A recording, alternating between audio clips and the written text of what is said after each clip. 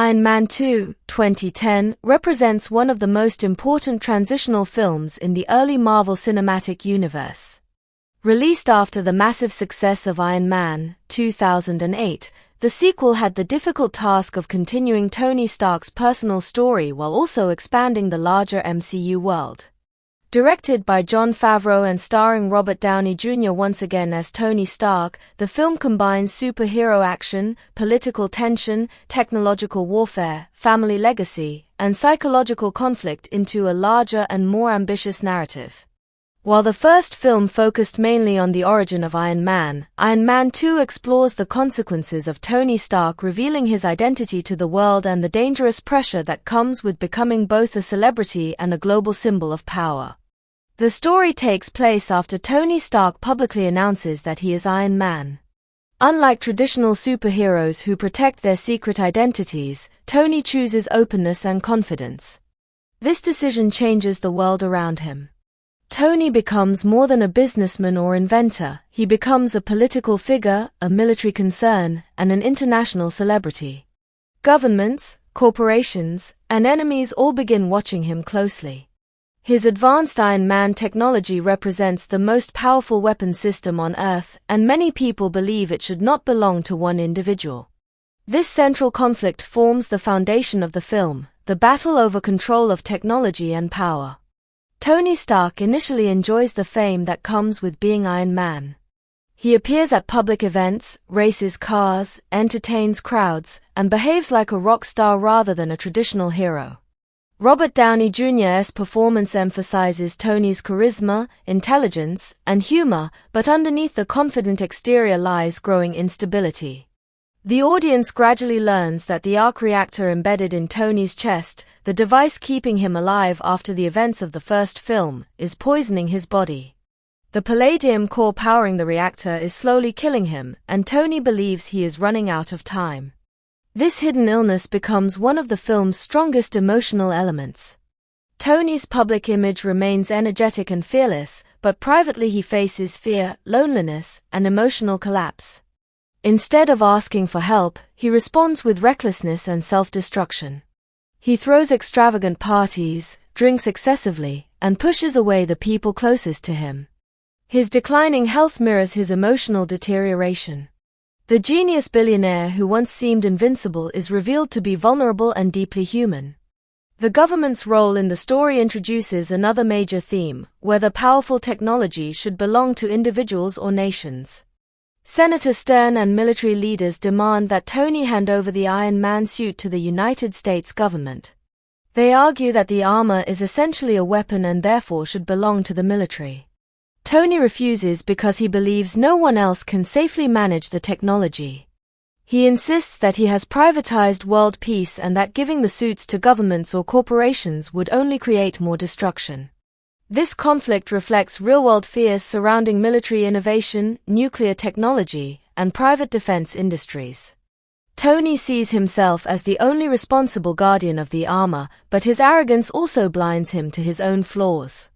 His refusal to cooperate isolates him politically and personally. At the same time, the film raises an important question: can any single person truly be trusted with unlimited power? Tony believes the answer is yes because he trusts himself, but the events of the film constantly challenge that belief. One of the film's most compelling aspects is the introduction of Vanko, also known as Whiplash. Played by Rourke, Vanko serves as both a physical and symbolic enemy for Tony Stark. He is not simply a villain seeking money or domination. Instead, he represents the dark legacy of Tony's father, Howard Stark.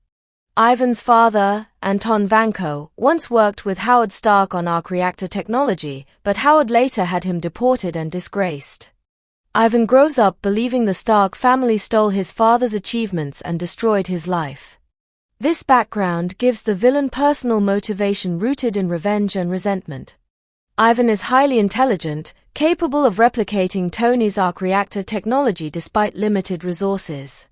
His ability to build advanced weapons in a crude workshop demonstrates that technological power can spread beyond Tony's control.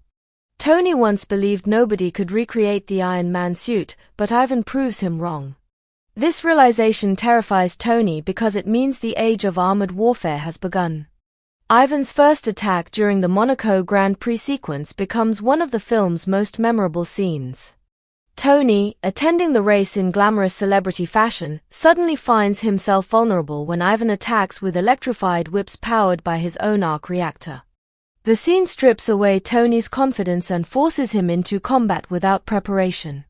The luxurious setting contrasts sharply with the brutal violence of the attack. It symbolizes how Tony's glamorous public life can instantly collapse into chaos. The Monaco battle also highlights the sequel's larger scale compared to the first film. Jon Favreau expands the world visually and thematically. The film moves through congressional hearings, international racetracks, Stark Expo presentations, secret laboratories, and military test facilities. The MCU begins feeling larger and more interconnected. Samuel L. Jackson's Nick Fury and Scarlett Johansson's Natasha Romanoff help establish this expanding universe by introducing the growing influence of SHIELD. Natasha Romanoff, later known as Black Widow, adds another important dynamic to the story. Initially introduced as Tony's assistant Natalie Rushman, she eventually reveals herself as a highly trained SHIELD operative. Scarlett Johansson portrays the character with intelligence, mystery, and physical confidence. Natasha's role goes beyond action scenes. She serves as an observer evaluating Tony's emotional and psychological condition. SHIELD recognizes that Tony Stark is unstable, and Natasha becomes part of the effort to determine whether he can continue operating as Iron Man responsibly. Nick Fury's involvement shifts the story toward the larger MCU narrative. Fury understands that Tony's importance extends beyond corporate technology or celebrity status. He sees Tony as part of a greater future involving extraordinary individuals and global threats. However, Fury also recognizes Tony's immaturity. Their conversations reveal one of the film's deeper themes: heroism requires discipline and sacrifice, not just intelligence and power. The relationship between Tony Stark and James Rhodes also evolves significantly in the sequel. Don Cheadle replaces Terrence Howard in the role of Rhodes, bringing a more serious and grounded energy to the character. Rhodes represents duty, discipline, and military responsibility, acting as a counterbalance to Tony's recklessness. As Tony spirals emotionally, Rhodey becomes increasingly concerned about the danger posed by the Iron Man technology. Their friendship reaches a breaking point during Tony's birthday party. Drunk and emotionally unstable, Tony uses the Iron Man suit irresponsibly while entertaining guests. Rhodey intervenes by wearing one of the Iron Man armors, leading to a destructive battle between the two friends. The fight is both entertaining and tragic because it reflects Tony's loss of self-control. Rhodey does not fight Tony out of hatred but out of concern. This conflict eventually leads to Rhodey becoming War Machine, symbolizing the military's entrance into armored combat. The creation of War Machine introduces another major idea in the film: technology evolves beyond its creator's intentions. Tony may have invented the armor for personal protection and heroism, but governments and corporations immediately transform it into military hardware. Justin Hammer, played by Sam Rockwell, embodies corporate greed and technological insecurity. Hammer desperately wants to compete with Stark Industries but lacks Tony's genius. His partnership with Ivan Vanko demonstrates what happens when ambition combines with dangerous technology. Sam Rockwell gives Hammer a nervous, comedic energy that contrasts with Tony's natural charisma. Hammer wants to appear powerful and innovative, but he constantly fails to match Stark's brilliance. This insecurity makes him vulnerable to manipulation by Ivan Vanko. Hammer believes he controls Ivan, but in reality Ivan uses Hammer's resources to advance his revenge plan. Their relationship illustrates how greed and ego can create catastrophic consequences. Another major strength of Iron Man 2 lies in its exploration of legacy. Tony spends much of the film struggling with his relationship to his father, Howard Stark. Initially, Tony remembers Howard as emotionally distant and cold. He believes his father cared more about science and industry than family. However, through recordings and hidden messages, Tony eventually discovers that Howard deeply respected him and believed he would achieve greatness. This revelation becomes emotionally transformative. Tony learns that his father viewed him as the key to completing unfinished scientific breakthroughs. Howard's hidden research enables Tony to discover a new element capable of replacing the toxic palladium core in the arc reactor. Symbolically, Tony survives not by rejecting his father's legacy but by finally understanding it. The new element represents rebirth, reconciliation, and evolution. The sequence where Tony creates the new element is especially important because it reaffirms his genius and creativity. Throughout the film, Tony feels powerless against his own mortality, but this moment restores his purpose. Using advanced holographic technology and scientific experimentation, he solves the problem no one else could solve. It reminds the audience why Tony Stark remains extraordinary, not simply because of the suit, but because of his mind. Visually, Iron Man 2 demonstrates Marvel Studios' growing confidence with large-scale action and CGI. Unlike the first film, which balanced practical effects with digital imagery, the sequel relies more heavily on computer-generated effects to create the Iron Man suits and action sequences. This allows for more dynamic aerial combat, faster movement, and larger battles. The final airport battle involving Iron Man, War Machine, and Vanko's drone army showcases the film's ambitious visual style. Although some critics argued that the film focused too heavily on setting up future MCU stories, this interconnected approach later became one of Marvel's defining strengths. Iron Man 2 lays important groundwork for future films by introducing Black Widow, expanding SHIELD's role, referencing Captain America's shield, and hinting at the Avengers Initiative. The movie functions both as a standalone character story and as a bridge toward a much larger cinematic universe. At its emotional core, however, the film remains about Tony Stark confronting mortality and responsibility. In the first movie, Tony became Iron Man after surviving physical captivity and witnessing the destructive consequences of his weapons. In the sequel, the threat becomes internal. Tony is no longer fighting terrorists in caves, he is fighting fear, legacy, ego, and death itself. His greatest enemy is not only Ivan Vanko but also his own inability to accept vulnerability. This emotional depth gives the film lasting significance.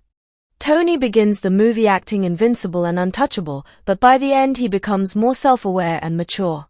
He learns to trust others, reconcile with his father's memory, and accept that heroism requires emotional growth. His relationships with Pepper Potts, Rhodey, Fury, and Natasha all help guide him toward greater responsibility. Pepper Potts also receives greater importance in the sequel. Gwyneth Paltrow portrays Pepper as intelligent, patient, and emotionally resilient. Tony promotes her to CEO of Stark Industries, demonstrating his trust in her abilities. Their relationship evolves beyond romantic tension into genuine partnership. Pepper frequently acts as Tony's moral center, challenging his selfish behavior while still caring deeply for him. Ultimately, Iron Man 2 is a film about pressure, the pressure of fame, expectation, inheritance, and survival. Tony Stark lives under constant scrutiny from governments, enemies, corporations, and the public. Every decision he makes affects the world around him. The armor that once symbolized freedom gradually becomes a burden. Yet through struggle and personal growth, Tony begins transforming from a reckless genius into a true hero capable of leadership. The film's importance within the MCU cannot be overstated. It expanded Marvel's cinematic ambitions, deepened Tony Stark's character, introduced major future heroes, and established the shared universe storytelling style that would define modern blockbuster cinema. While the first Iron Man introduced the hero, Iron Man 2 explored the cost of being him. The release and reception of Iron Man 2 in 2010 marked a major moment not only for Marvel Studios but also for the evolution of modern superhero cinema. Following the enormous success of Iron Man in 2008, expectations for the sequel were extremely high. Audiences around the world were eager to see Robert Downey Jr. return as Tony Stark, and Marvel Studios faced the challenge of expanding its cinematic universe while maintaining the excitement, humor, and emotional depth that made the first film so successful. The premiere, critical response, box office performance, award recognition, and eventual continuation into Iron Man 3 all demonstrate how important Iron Man 2 became in shaping the early years of the Marvel Cinematic Universe. The film premiered at the famous El Capitan Theater in Hollywood, Los Angeles, on April 26, 2010. This premiere was more than a standard movie event, it symbolized Marvel's growing dominance in the entertainment industry. By 2010, superhero films had already become popular, but Marvel Studios were still proving that interconnected storytelling could succeed on a massive scale. The Hollywood premiere attracted huge media attention, celebrity appearances, and worldwide anticipation. Fans gathered outside the theater hoping to catch a glimpse of the cast, especially Robert Downey Jr., whose portrayal of Tony Stark had already become iconic after the first film. The choice of the El Capitan Theater was significant because the venue has long been associated with major Hollywood premieres and blockbuster events. Hosting the premiere there reflected Marvel's increasing confidence and prestige within the film industry. At the time, the Marvel Cinematic Universe was still in its early stages. Only a few films had been released, and audiences were beginning to realize that these movies existed in the same shared universe. Iron Man 2 therefore carried enormous responsibility. It was not merely a sequel, it was part of a much larger experiment in cinematic storytelling. When the film was released in the United States on May 7, 2010, it officially became part of Phase 1 of the MCU. This phase represented the foundation of Marvel's ambitious long-term plan. Today, audiences are familiar with interconnected universes, crossover events, and post-credit scenes, but in 2010 this approach was still relatively new. Iron Man 2 helped strengthen the idea that superhero films could function as chapters within a larger narrative instead of isolated stories. One of the most important reasons for the film's popularity was Robert Downey Jr.'s performance as Tony Stark. Critics and audiences widely praised his portrayal because he brought charm, intelligence, humor, vulnerability, and unpredictability to the character. Downey's performance became the emotional center of the movie. Even viewers who felt the sequel was weaker than the original generally agreed that his acting remained exceptional. His natural charisma transformed Tony Stark into one of the most beloved modern movie characters. Downey's portrayal worked because he balanced multiple emotional layers simultaneously. Tony Stark appears confident, witty, and arrogant on the surface, but beneath that exterior lies fear and emotional instability. In Iron Man 2, Tony faces a personal crisis as the arc reactor keeping him alive slowly poisons him. This storyline allowed Downey to explore darker emotional territory while still maintaining the humor and energy audiences expected. The character constantly hides his fear behind jokes, sarcasm, and reckless behavior, making his emotional struggles more believable and relatable. Critics especially admired how Downey made Tony Stark feel human despite the futuristic technology and large-scale action surrounding him. His performance prevented the film from becoming emotionally empty. Even during scenes involving advanced armor suits, aerial combat, and explosive battles, the audience remained invested because Tony's personal journey felt authentic. This emotional connection became one of the defining strengths of the MCU as a whole. However, despite praise for Downey's acting, many critics believed Iron Man 2 was inferior to the first film. This criticism mainly came from the movie's complex structure and its responsibility to expand the MCU. The original Iron Man succeeded partly because of its simplicity. It focused mainly on Tony Stark's transformation from selfish weapons manufacturer to hero. The story was straightforward, emotionally focused, and tightly constructed. In contrast, Iron Man 2 had to balance multiple storylines simultaneously. It explored Tony's declining health, the conflict with the government, Ivan Vanko's revenge plot, Justin Hammer's corporate rivalry, Rhodey's transformation into War Machine, the introduction of Black Widow, and the growing role of SHIELD. Because the movie carried so many narrative responsibilities, some critics felt it became overcrowded. Certain storylines received less development than audiences expected, while others seemed designed mainly to prepare future Marvel films. This criticism highlighted one of the challenges of building a shared cinematic universe. Marvel Studios wanted each movie to stand on its own while also contributing to a larger interconnected story. Iron Man 2 became one of the first major examples of this balancing act. Some viewers appreciated the expanded universe and the hints toward future events, while others felt the film lost some of the focused storytelling that made the original so powerful. Nevertheless, even critics who considered the sequel weaker usually acknowledged its entertainment value. The film still delivered impressive action sequences, memorable humor, strong performances, and visually exciting battles. The Monaco racetrack attack, the Iron Man vs. War Machine fight, and the final drone battle provided large-scale spectacle that appealed strongly to audiences. Jon Favreau's direction maintained the energetic tone established in the first movie while expanding the world significantly. The supporting cast also contributed greatly to the film's appeal. Gwyneth Paltrow continued developing Pepper Potts into a stronger and more confident character. Don Cheadle replaced Terrence Howard as James Rhodes and brought a more disciplined, military-focused presence to the role. Scarlett Johansson made her MCU debut as Natasha Romanoff, later known as Black Widow, introducing one of Marvel's most important future heroes. Samuel L. Jackson's Nick Fury further connected the film to the larger Avengers storyline. Mickey Rourke's portrayal of Ivan Vanko received mixed but often positive reactions.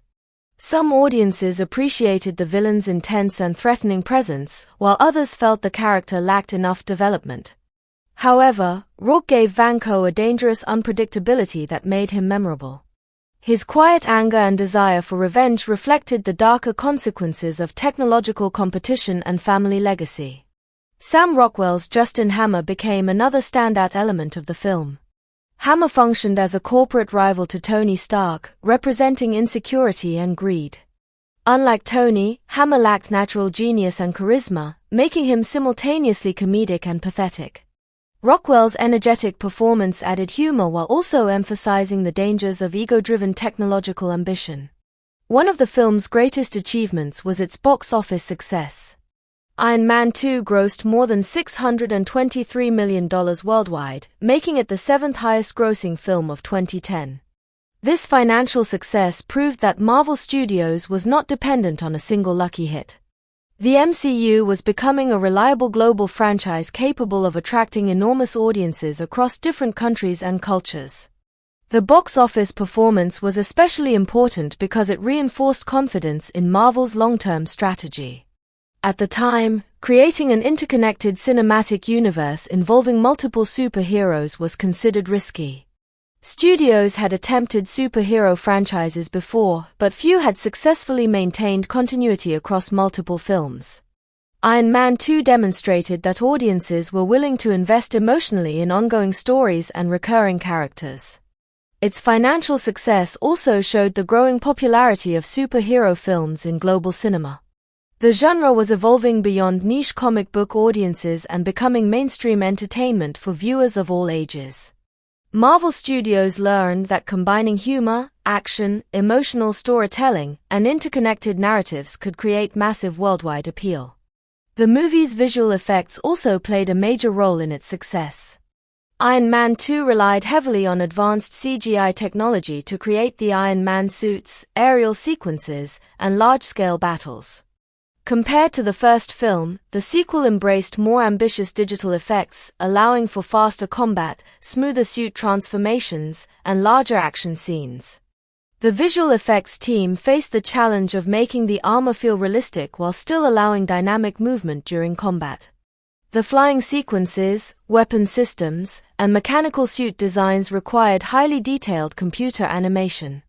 These effects helped bring Tony Stark's futuristic technology to life in a convincing and exciting way.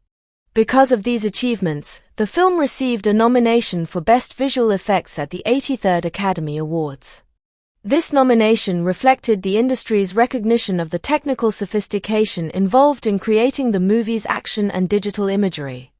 Superhero films were increasingly becoming showcases for cutting-edge visual effects technology, and Iron Man 2 contributed significantly to that evolution. The nomination also highlighted how superhero cinema was gaining greater artistic and technical respect within Hollywood. Earlier comic book films were sometimes dismissed as simple entertainment, but movies like Iron Man 2 demonstrated the enormous craftsmanship required to create believable fantasy worlds. Visual effects artists, animators, designers, and technical teams all played crucial roles in making the MCU feel immersive and realistic. Another important aspect of the film's legacy lies in how it expanded the MCU's narrative structure. Iron Man 2 included references, Easter eggs, and connections that rewarded attentive viewers. Nick Fury's discussions about the Avengers Initiative, Natasha Romanoff's introduction, and hints involving Captain America all built anticipation for future films. This interconnected approach encouraged audiences to follow the entire franchise rather than individual movies alone. At the same time, the sequel deepened Tony Stark's personal character arc.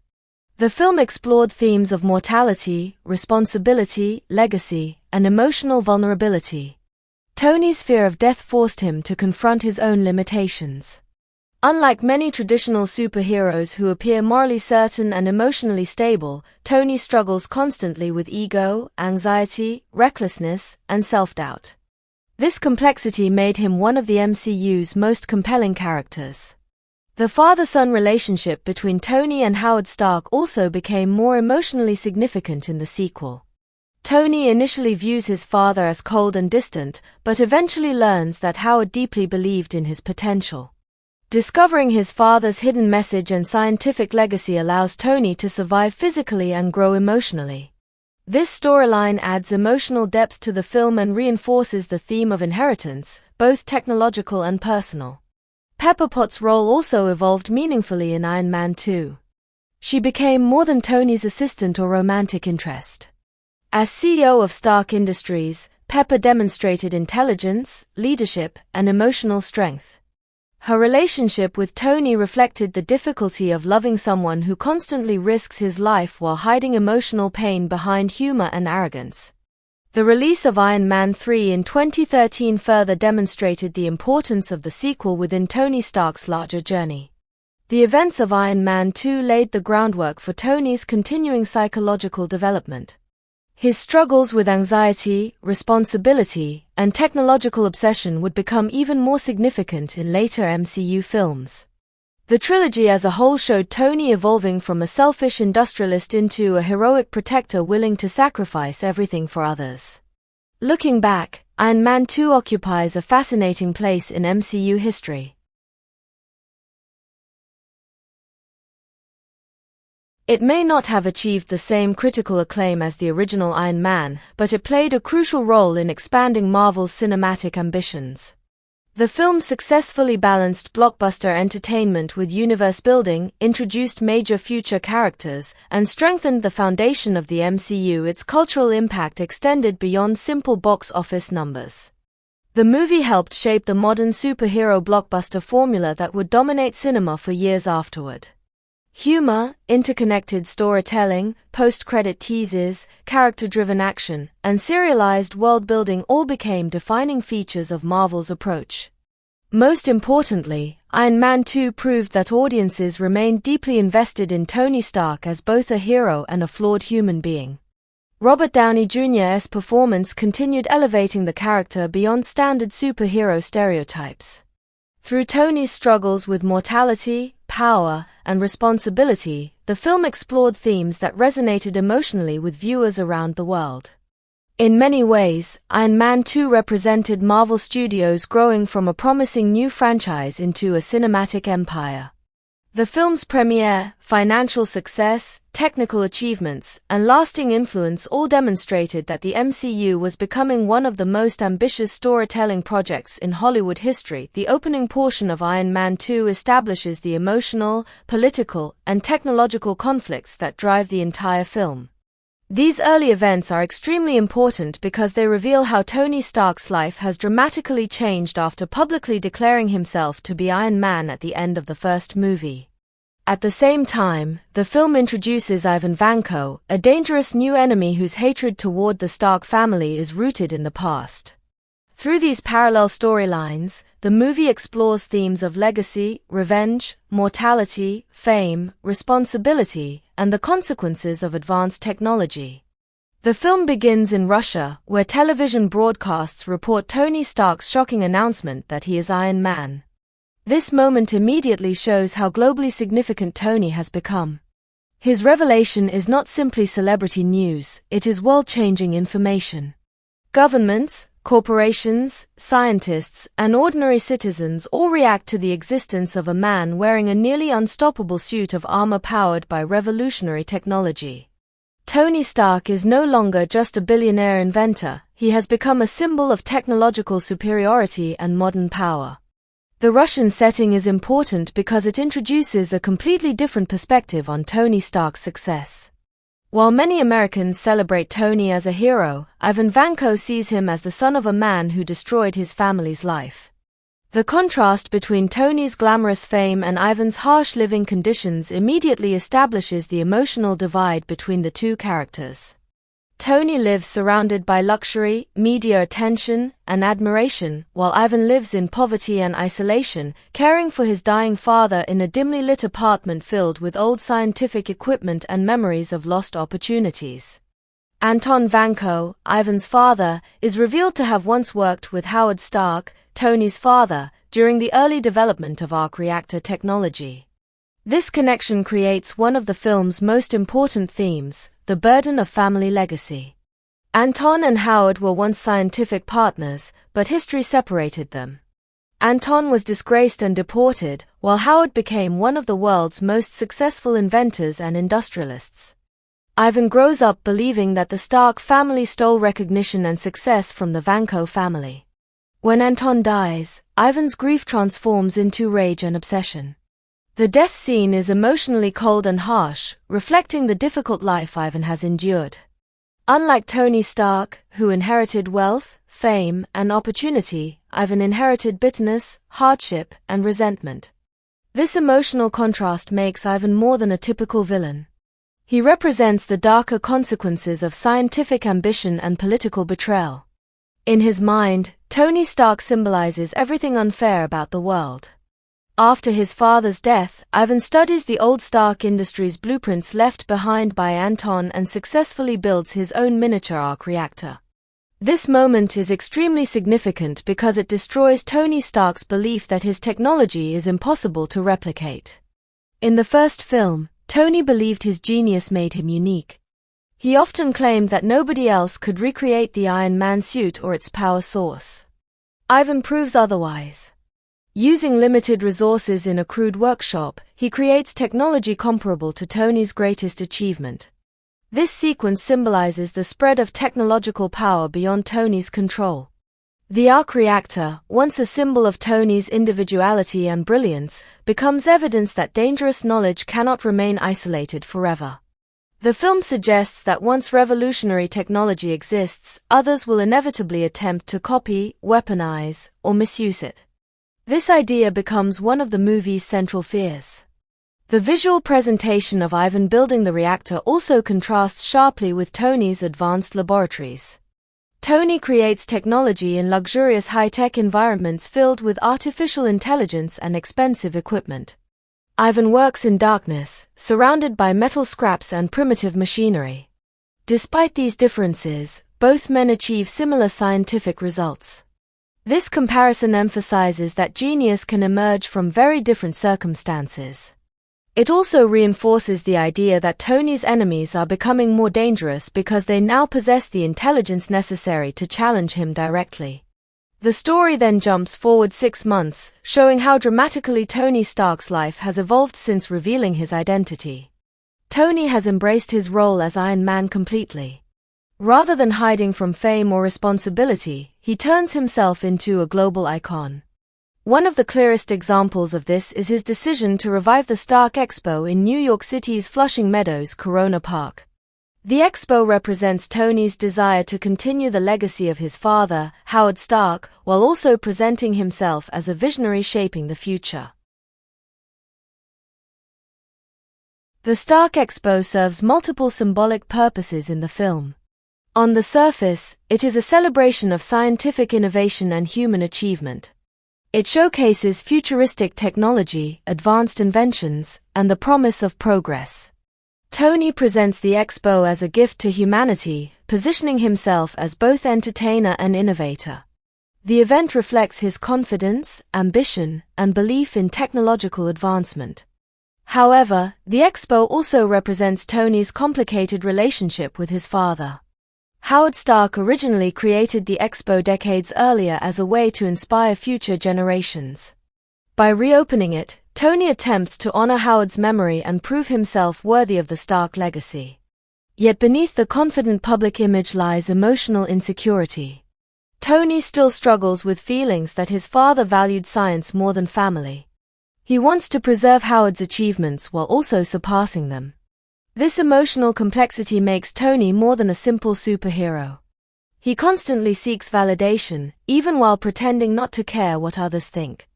His flashy presentations and public performances often hide deeper fears about legacy and self-worth. The Stark Expo becomes both a monument to human progress and a reflection of Tony's emotional need for recognition. At the same time, Tony faces increasing political pressure regarding the Iron Man technology. Governments and military officials demand that he surrender the armored suits, arguing that such powerful weapons should not belong to one individual.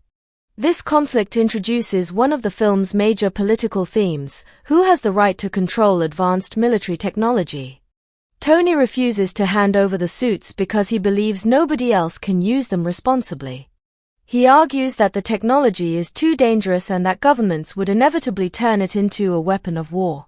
Tony proudly declares that he has successfully privatized world peace, reflecting both his confidence and arrogance. He genuinely believes he alone is capable of controlling the power he created. This conflict reflects real-world debates about weapons, military power, and private corporations.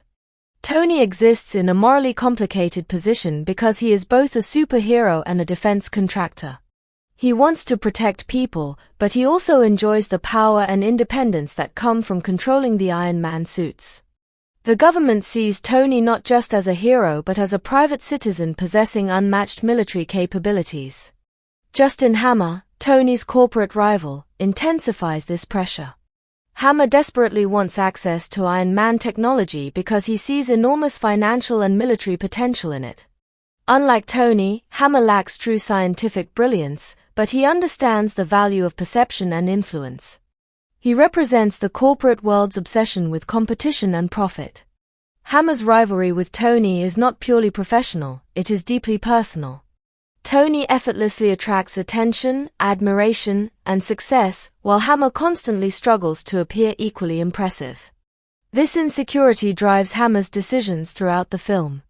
He becomes obsessed with surpassing Stark Industries and proving himself superior to Tony.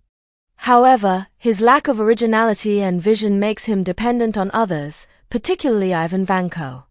While these external conflicts grow, Tony faces an even more dangerous internal crisis. He discovers that the palladium core powering the arc reactor in his chest is slowly poisoning him. This storyline becomes the emotional center of the film because it transforms Tony from an apparently invincible superhero into a vulnerable human being confronting death. The arc reactor originally saved Tony's life by preventing shrapnel from reaching his heart. In the first film, it symbolized survival and rebirth. In Iron Man 2, however, the reactor becomes a source of suffering. The very technology keeping Tony alive is also killing him.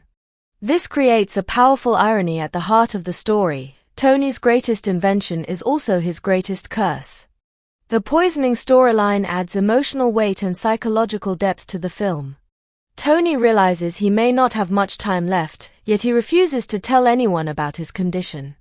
Instead of seeking emotional support, he isolates himself and hides his fear behind humor, recklessness, and arrogance.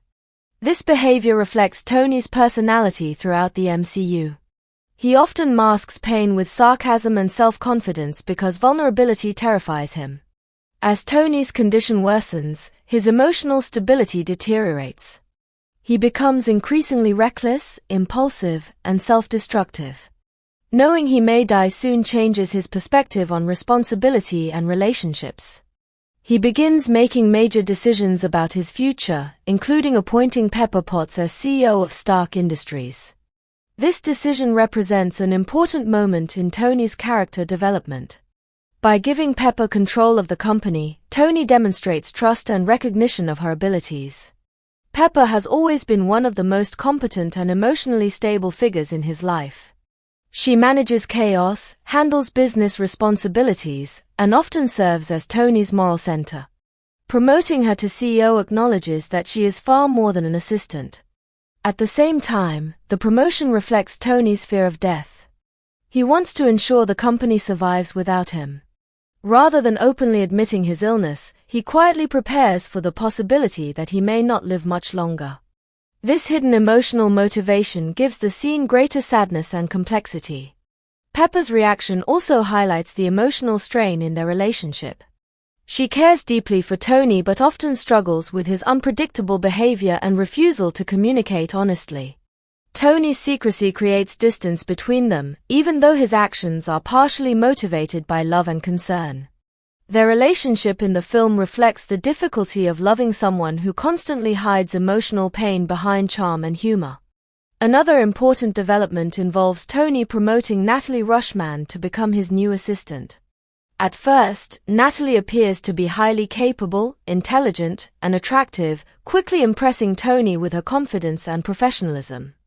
However, the audience eventually learns that Natalie is actually Natasha Romanoff, an undercover SHIELD operative.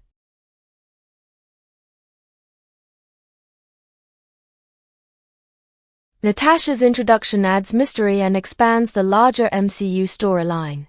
Her presence symbolizes how closely Tony is being monitored by powerful organizations.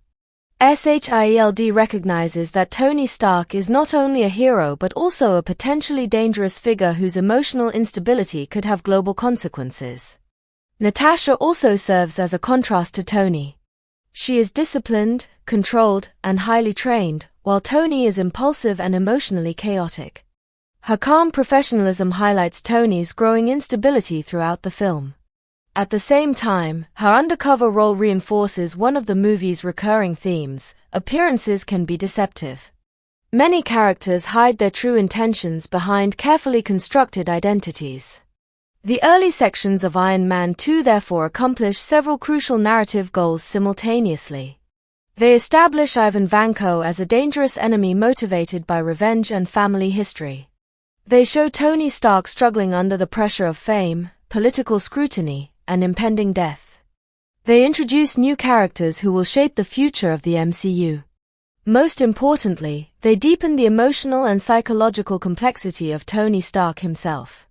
Unlike the first film, which focused primarily on Tony becoming Iron Man, the sequel explores what happens after the transformation. Being Iron Man is no longer exciting or liberating, it has become exhausting, dangerous, and emotionally overwhelming. Tony must confront the consequences of his fame, the spread of his technology, and the possibility that his greatest achievement may ultimately destroy him. Through themes of legacy, mortality, technological power, and emotional isolation, these opening storylines create the foundation for the entire movie. They reveal that the real battle in Iron Man 2 is not simply between heroes and villains, but between responsibility and ego, innovation and destruction, survival and sacrifice. The middle and final portions of Iron Man 2 represent the emotional and thematic climax of the film, where every major storyline converges into a larger conflict about power, legacy, technology, responsibility, and personal identity.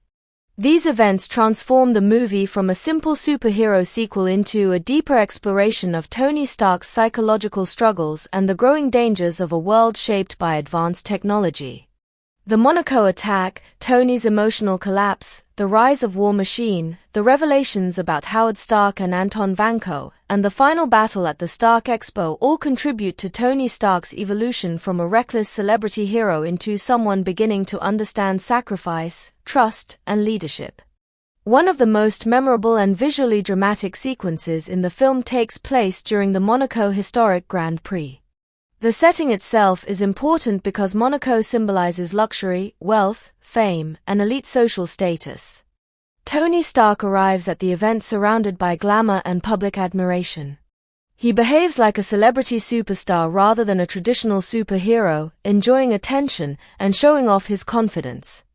This environment perfectly reflects Tony's personality at this point in the story. He is reckless, arrogant, and addicted to excitement, partly because he secretly believes he is dying.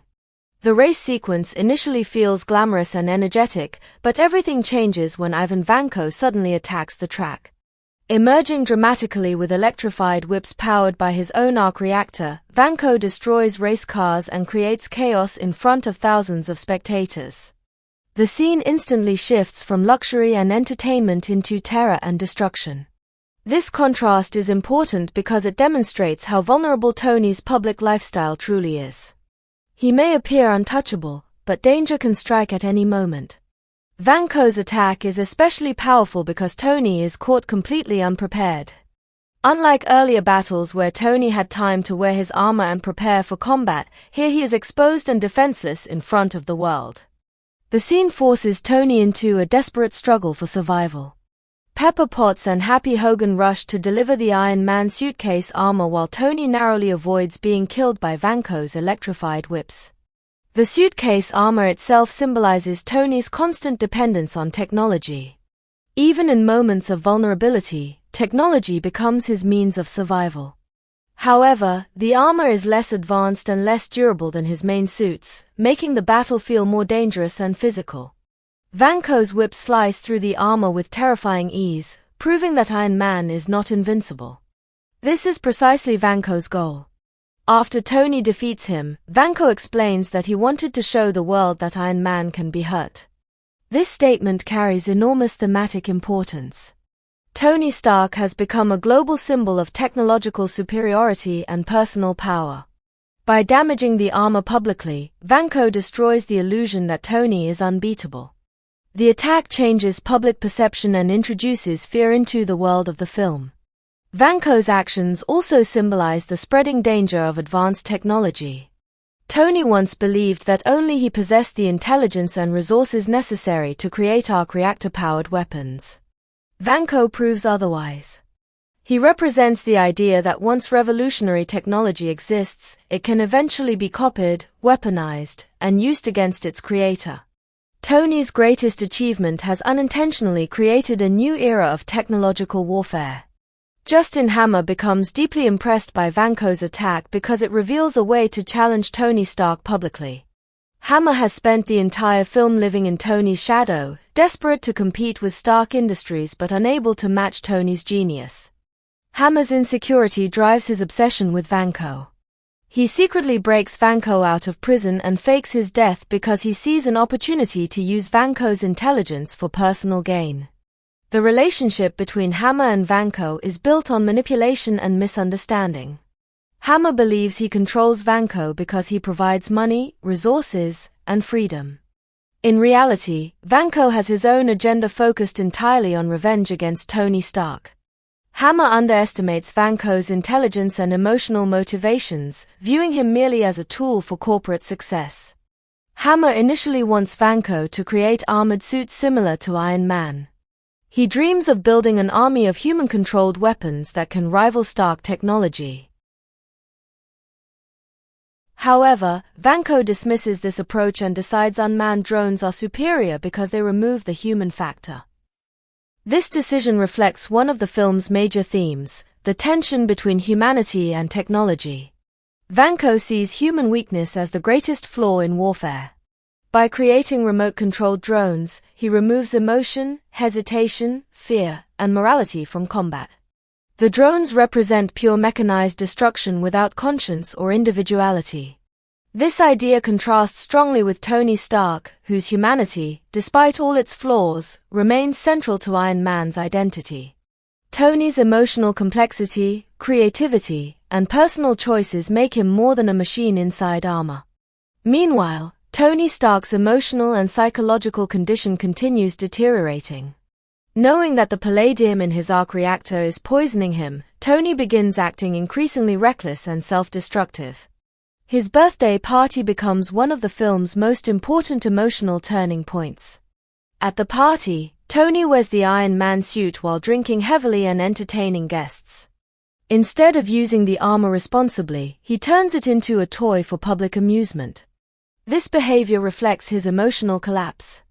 Tony feels trapped between fear of death and inability to express vulnerability honestly. Rather than confronting his emotions directly, he hides behind reckless humor and dangerous behavior. The party scene reveals how far Tony has drifted from responsibility. In the first Iron Man, Tony learned the consequences of irresponsible weapons manufacturing. Here, however, he begins losing control again, not because he is evil, but because he is emotionally overwhelmed. His fear of dying causes him to stop caring about consequences. James Rhodes finally reaches his limit during this scene. Rhodey has always acted as Tony's closest friend and moral counterbalance. Unlike Tony, Rhodey represents discipline, military duty, and emotional stability. Watching Tony abuse the Iron Man armor while intoxicated convinces Rhodey that intervention is necessary. Rhodey dons Tony's prototype armor and confronts him directly. Their fight is one of the most emotionally meaningful battles in the movie because it is not motivated by hatred. Rhodey fights Tony because he cares about him and recognizes that Tony is losing control. The battle symbolizes the conflict between recklessness and responsibility. The fight itself is destructive yet tragic. Both men use powerful weapons against each other inside Tony's mansion, causing enormous damage while guests flee in fear. Despite the humor and visual spectacle, the scene reflects Tony's emotional isolation. Rhodey's decision to confiscate the prototype armor for the US Air Force also represents a major shift in the story. The Iron Man technology is no longer exclusively Tony's possession. This leads directly to the creation of War Machine. Rhodey's heavily weaponized armor symbolizes the military adaptation of Tony's inventions. While Iron Man represents individuality and personal heroism, War Machine reflects institutional power and military force. The contrast between the two characters becomes increasingly important throughout the MCU. Following his emotional collapse, Tony encounters Nick Fury, director of SHIELD. Fury serves as both mentor and evaluator during this stage of the film. He reveals several crucial truths that reshape Tony's understanding of his father and his own legacy. First, Fury exposes Natalie Rushman's true identity as Natasha Romanoff, a SHIELD agent. This revelation emphasizes how closely Tony has been monitored. Natasha's presence throughout the film was not accidental. SHIELD has been assessing Tony's psychological condition and determining whether he can be trusted. More importantly, Fury reveals the deeper history connecting Howard Stark and Anton Vanko. The two men originally developed arc reactor technology together, but Anton's desire to profit from it caused Howard to have him deported. The Soviet government then imprisoned Anton in the Gulag. This revelation complicates Tony's understanding of the conflict. Previously, Tony viewed Vanko simply as a criminal seeking revenge. Fury's explanation reveals that the conflict originates from historical betrayal, ideological differences, and personal tragedy. Both Howard Stark and Anton Vanko were brilliant scientists, but their choices led them down radically different paths. Their sons inherited not only their intelligence but also the emotional consequences of those choices. Fury also gives Tony old materials created by Howard Stark. These recordings and documents become emotionally transformative because they force Tony to reconsider his relationship with his father. Throughout the film, Tony believed Howard saw him as a disappointment or cared more about technology than family. However, Howard's hidden messages reveal genuine admiration and hope for Tony's future. The discovery of the new element hidden within the 1974 Stark Expo diorama becomes one of the film's most symbolic moments. Howard had secretly designed a scientific breakthrough decades earlier but lacked the technology necessary to complete it. He believed Tony would eventually succeed where he could not. This revelation changes Tony emotionally and intellectually. Instead of viewing his father purely through resentment and emotional distance, Tony finally understands that Howard trusted his genius and saw him as his greatest legacy. The discovery also literally saves Tony's life. Using JARVIS, Tony synthesizes the new element to replace the poisonous palladium core in his arc reactor. This sequence symbolizes rebirth and transformation. Tony survives not through luck or violence, but through creativity, intelligence, and reconciliation with his father's legacy. The new element represents hope, evolution, and emotional healing. The climax at the Stark Expo brings every major storyline together. Tony learns that Vanko is still alive and rushes to confront him at Hammer's exhibition. Hammer proudly unveils the armored drones alongside War Machine, hoping to impress audiences and finally surpass Stark Industries. However, Vanko betrays Hammer by taking remote control of all the drones and Rhodes's armor. This moment represents the ultimate failure of Hammer's ambition and arrogance. He believed technology could provide power and prestige, but he ignored the dangers of trusting someone driven by hatred and revenge. The drone attack transforms the Stark Expo from a celebration of technological progress into a battlefield. This mirrors the film's recurring theme that technology itself is neither good nor evil, it depends entirely on how humans choose to use it. What began as a symbol of innovation becomes an instrument of destruction. Tony and Rhodey are forced to fight together against the drones and Vanko. Their partnership during the final battle symbolizes reconciliation and mutual respect. Earlier conflicts between them reflected mistrust and frustration, but now they combine their strengths to protect innocent people. Meanwhile, Natasha Romanoff and Happy Hogan infiltrate Hammer Industries. Natasha's combat abilities are fully revealed during this sequence, establishing her as one of the MCU's most capable fighters. Her successful restoration of control over Rhodes's armor demonstrates the importance of teamwork and trust. The final confrontation with Vanko is emotionally significant because Vanko ultimately chooses suicide. Rather than accepting defeat, he detonates his suit and drones in a final act of destruction. His death reflects the complete emptiness of revenge. Vanko devoted his life to hatred, and in the end, destruction consumed him entirely. After the battle, Tony receives recognition for his heroism, but Fury informs him that SHIELD considers him too unstable to become a full member. Instead, Tony will serve only as a consultant. This decision reflects the film's nuanced portrayal of heroism. Tony may be brilliant and courageous, but his emotional instability remains a concern. This ending is important because it avoids presenting Tony as a perfect hero. He is deeply flawed, impulsive, arrogant, and emotionally complicated. Yet these flaws also make him human and relatable. His growth throughout the film involves learning humility, trust, and responsibility rather than simply becoming stronger physically. Finally, the post-credits scene featuring Phil Coulson discovering Thor's hammer in New Mexico expands the MCU even further. This moment symbolizes the beginning of a larger interconnected world where multiple heroes, mythologies, and cosmic threats exist simultaneously.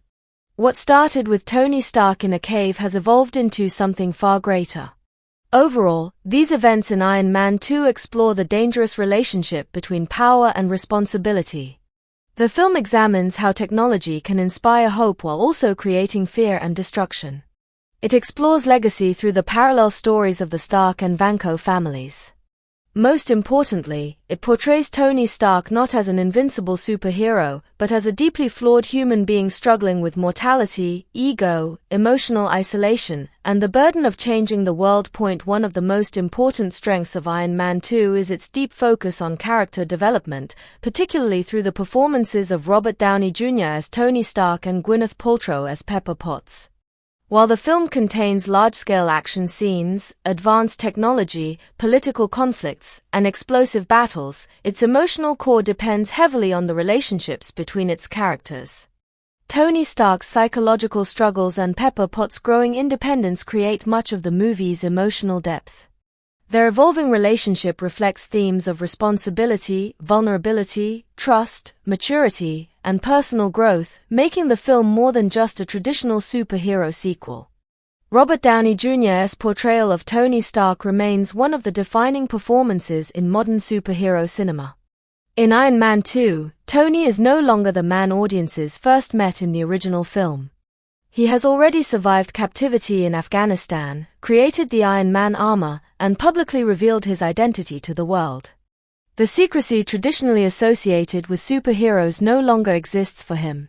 Instead of hiding behind a mask, Tony openly embraces fame and celebrity status. This choice fundamentally changes the direction of his character arc. At the beginning of the film, Tony appears more confident than ever. He is admired globally, celebrated by the media, and viewed as both a technological genius and a superhero icon. Crowds cheer for him, governments fear him, and corporations envy him. On the surface, Tony seems completely comfortable in his role as Iron Man. However, beneath this confidence lies deep emotional instability and psychological uncertainty. Robert Downey Jr. explained that Tony experiences something similar to an imposter complex after publicly declaring "I am Iron Man." This idea becomes one of the most important aspects of the character in the sequel. Tony may appear fearless, but internally he struggles with questions about identity and purpose. Becoming Iron Man was initially an act of survival and redemption in the first movie. In Iron Man 2, however, Tony begins questioning what it truly means to be a hero. This internal conflict adds enormous emotional complexity to the film. Tony is not portrayed as a perfect savior or morally flawless figure. Instead, he feels trapped between public expectations and private fears.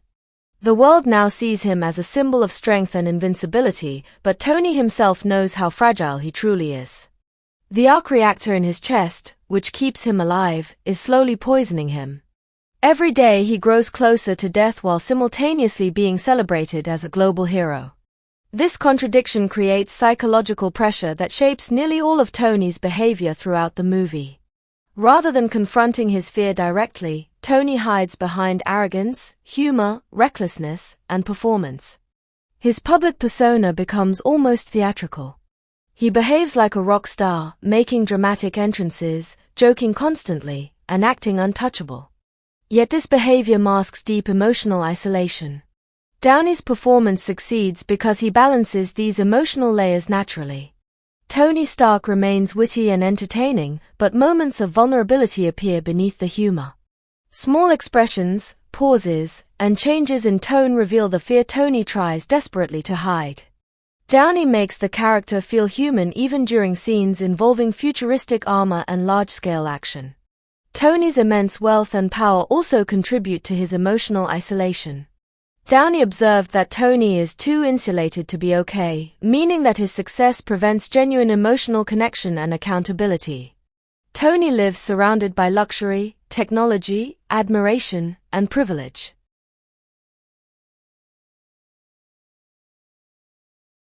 Few people challenge him honestly, and even fewer truly understand him.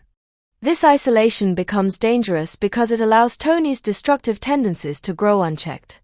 One of the clearest examples of this occurs during Tony's birthday party scene. Knowing he may die soon, Tony behaves recklessly while wearing the Iron Man suit. He drinks excessively, performs dangerous stunts, and turns the armor into a toy for entertainment.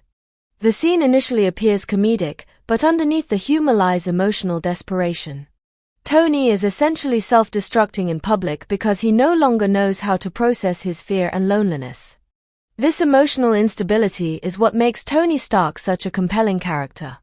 Many superheroes are portrayed as morally stable figures who always know the right thing to do.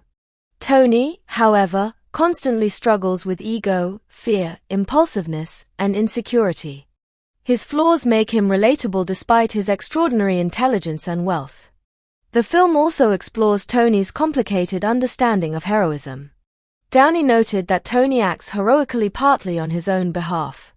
This observation is important because Tony's motivations are rarely simple or purely selfless. He enjoys attention, admiration, and control. Even his acts of heroism often contain elements of ego and performance. Yet at the same time, Tony genuinely wants to protect people and leave the world better than he found it. This moral complexity separates Tony Stark from more traditional superheroes. He is neither entirely selfish nor completely selfless. Instead, he exists somewhere in between, a flawed human being trying to become better while still struggling with his own emotional weaknesses. Physically, Downey prepared intensely for the role by gaining 20 pounds of muscle. This transformation was important because Tony Stark had evolved physically since the first film. The increased muscle mass helped emphasize that Tony was now more experienced and accustomed to life as Iron Man. The physical preparation also contributed to the believability of the action scenes, making Tony appear stronger and more capable inside the armor. However, despite his improved physical strength, the film constantly reminds viewers that Tony remains emotionally vulnerable. This contrast between external power and internal weakness becomes central to the movie's themes. Tony may possess the most advanced technology on Earth, but he cannot easily solve his emotional problems or escape mortality. The inclusion of young Tony Stark, portrayed briefly by child actor Davin Ransom, also adds emotional depth to the character. These glimpses into Tony's childhood reinforce the importance of family legacy in the film. Much of Tony's emotional conflict stems from his complicated relationship with his father, Howard Stark. Tony grew up feeling emotionally neglected, believing Howard cared more about science and industry than family. This unresolved emotional pain affects Tony deeply as an adult. Much of his arrogance and desire for recognition can be interpreted as attempts to prove himself worthy of his father's approval. The film gradually reveals that Howard actually believed strongly in Tony's potential, but the emotional distance between them prevented that love from being communicated clearly. Tony's eventual discovery of Howard's hidden message becomes transformative because it changes how he sees himself and his family legacy. Instead of viewing himself merely as a reckless billionaire living in his father's shadow, Tony begins understanding that Howard considered him his greatest achievement. This realization helps Tony mature emotionally and regain a sense of purpose. While Tony's journey drives the film's emotional core, Gwyneth Paltrow's portrayal of Pepper Potts provides essential balance and stability. Pepper evolves significantly in Iron Man 2, becoming far more than simply Tony's assistant or romantic interest. She emerges as one of the most emotionally intelligent and capable figures in the story. At the beginning of the film, Pepper and Tony share a comfortable but complicated relationship. Their chemistry is built on years of trust, sarcasm, emotional tension, and unspoken affection. Pepper understands Tony better than almost anyone else, including his emotional weaknesses and self-destructive tendencies. Unlike many people in Tony's life, Pepper is willing to challenge him honestly rather than simply admire him. Paltrow explained that Pepper and Tony initially exist in the same vibe, meaning they function almost as emotional partners even before openly acknowledging romantic feelings. Their interactions feel natural because they understand each other deeply. Pepper knows how to manage Tony's chaotic personality, while Tony trusts her more than he trusts almost anyone else. As the movie progresses, Pepper receives increasing responsibility when Tony appoints her CEO of Stark Industries. This promotion represents a major moment in Pepper's character development. In the first film, Pepper mainly handled administrative responsibilities and supported Tony behind the scenes. In the sequel, she steps into a major leadership role within one of the world's most powerful technology companies. Pepper's promotion symbolizes growth, maturity, and independence. She is no longer simply helping Tony manage his life, she is now leading Stark Industries herself. Paltrow noted that the role suits Pepper well, and the film strongly supports this idea. Pepper possesses intelligence, professionalism, emotional control, and organizational skills that Tony himself often lacks. This contrast between Tony and Pepper becomes increasingly important throughout the film. Tony is brilliant but emotionally impulsive. Pepper is grounded, practical, and emotionally disciplined. Together they create balance. Pepper frequently acts as Tony's moral and emotional anchor, helping him stay connected to reality when his ego or fear threatens to overwhelm him. Their relationship also reflects one of the film's key themes, responsibility. Tony initially approaches responsibility inconsistently. He wants to protect people, but he often avoids emotional honesty and accountability. Pepper, by contrast, accepts responsibility naturally. She takes control of Stark Industries seriously and works hard to maintain stability during Tony's increasingly reckless behavior.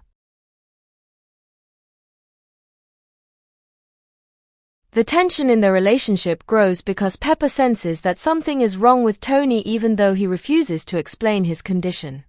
Tony hides the fact that the arc reactor is poisoning him because he fears vulnerability and emotional dependence.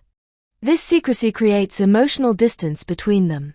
Pepper becomes frustrated not because she lacks compassion, but because Tony constantly pushes people away when he is hurting. His refusal to communicate honestly creates confusion and pain for those closest to him. Pepper's emotional reactions throughout the film therefore feel realistic and grounded. She cares deeply about Tony but struggles with the chaos and unpredictability surrounding him. One of the most emotionally meaningful aspects of their relationship is how naturally they complement each other. Tony provides imagination, innovation, and boldness, while Pepper provides stability, organization, and emotional intelligence. Neither character functions as effectively without the other.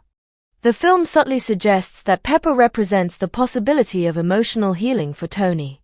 She sees beyond his fame, wealth, and Iron Man identity. She understands the vulnerable person beneath the armor.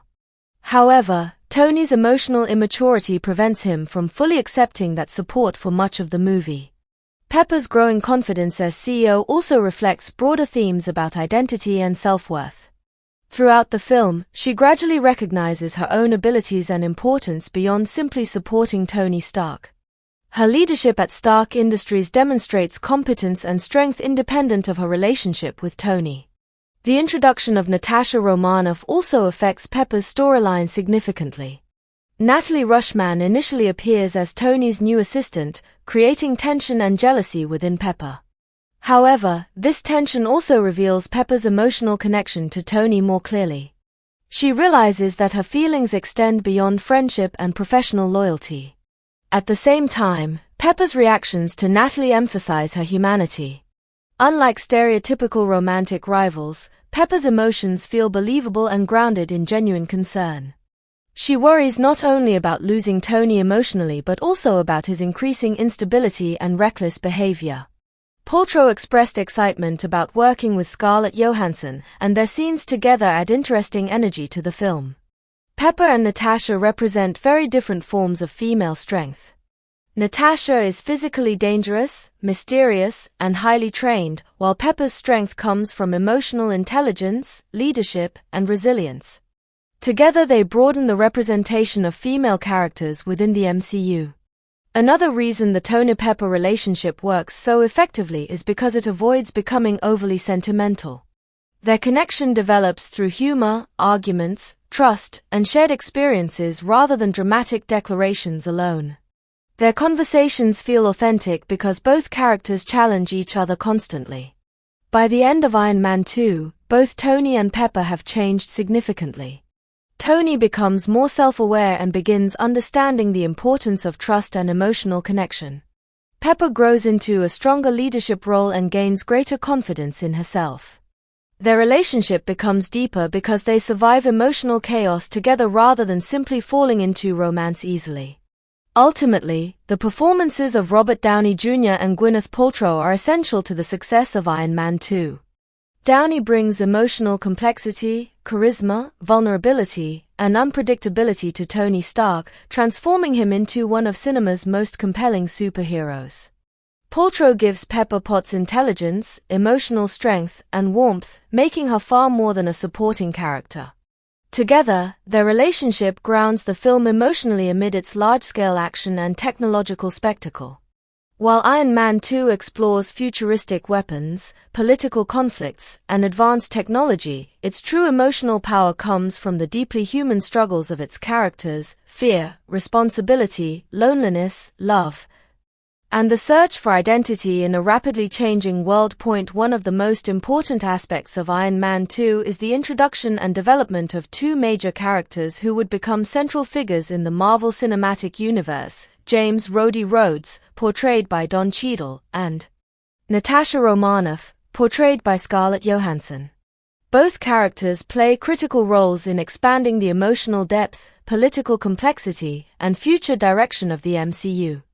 Rhodey represents loyalty, military discipline, and grounded friendship, while Natasha Romanoff introduces secrecy, espionage, and a darker form of heroism. Together, they help transform Iron Man 2 from a personal story about Tony Stark into a broader narrative about teamwork, responsibility, and the formation of a larger superhero world. Don Cheadle's portrayal of James Rhodes brought a different energy to the character compared to the first film. Replacing Terrence Howard was not an easy challenge because audiences had already associated the role with another actor. However, Cheadle approached the role by focusing on what he believed was the core of Rhodys' identity, his friendship with Tony Stark. This emotional focus became the foundation of Rhodys' storyline throughout the film.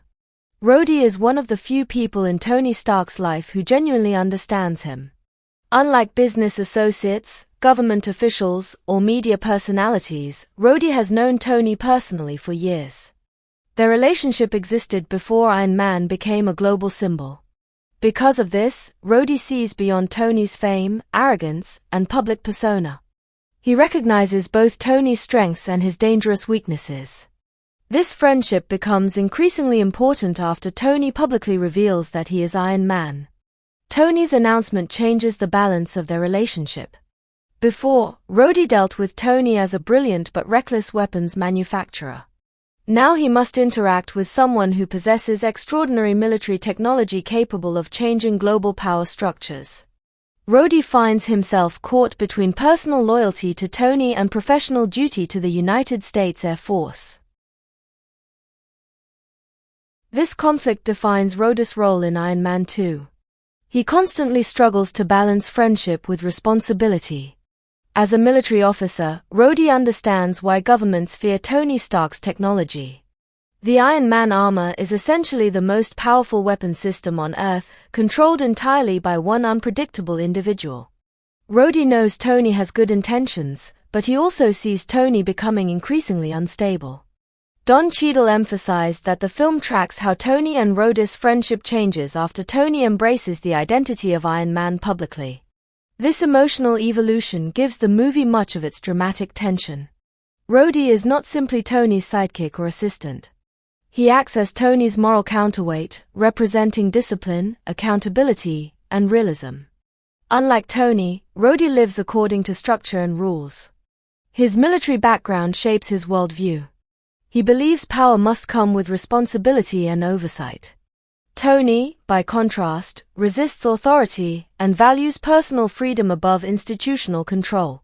This philosophical difference gradually strains their friendship. Despite these differences, Rhodey genuinely cares about Tony's well-being. Throughout the film, he repeatedly tries to help Tony manage the pressure surrounding him. He warns Tony about government scrutiny, encourages him to act responsibly, and expresses concern about his reckless behavior. However, Tony often dismisses these warnings with sarcasm or arrogance. The emotional breaking point comes during Tony's birthday party. By this stage of the film, Tony's health is deteriorating because the palladium core in his arc reactor is poisoning him. Instead of confronting his fear honestly, Tony spirals into reckless self-destruction. Wearing the Iron Man suit while intoxicated, he behaves dangerously and humiliates himself publicly. For Rhodey, this moment represents a crisis. He realizes Tony can no longer be trusted to handle the Iron Man technology responsibly. Yet Rhodys' intervention is motivated not by hatred or jealousy, but by friendship and concern. He does not want to hurt Tony, he wants to stop him from destroying himself. When Rhodey puts on the prototype armor and fights Tony, the scene becomes emotionally symbolic. It is not merely a superhero battle, it is a clash between recklessness and responsibility, ego and discipline, isolation and accountability. The fight reflects the emotional strain in their friendship.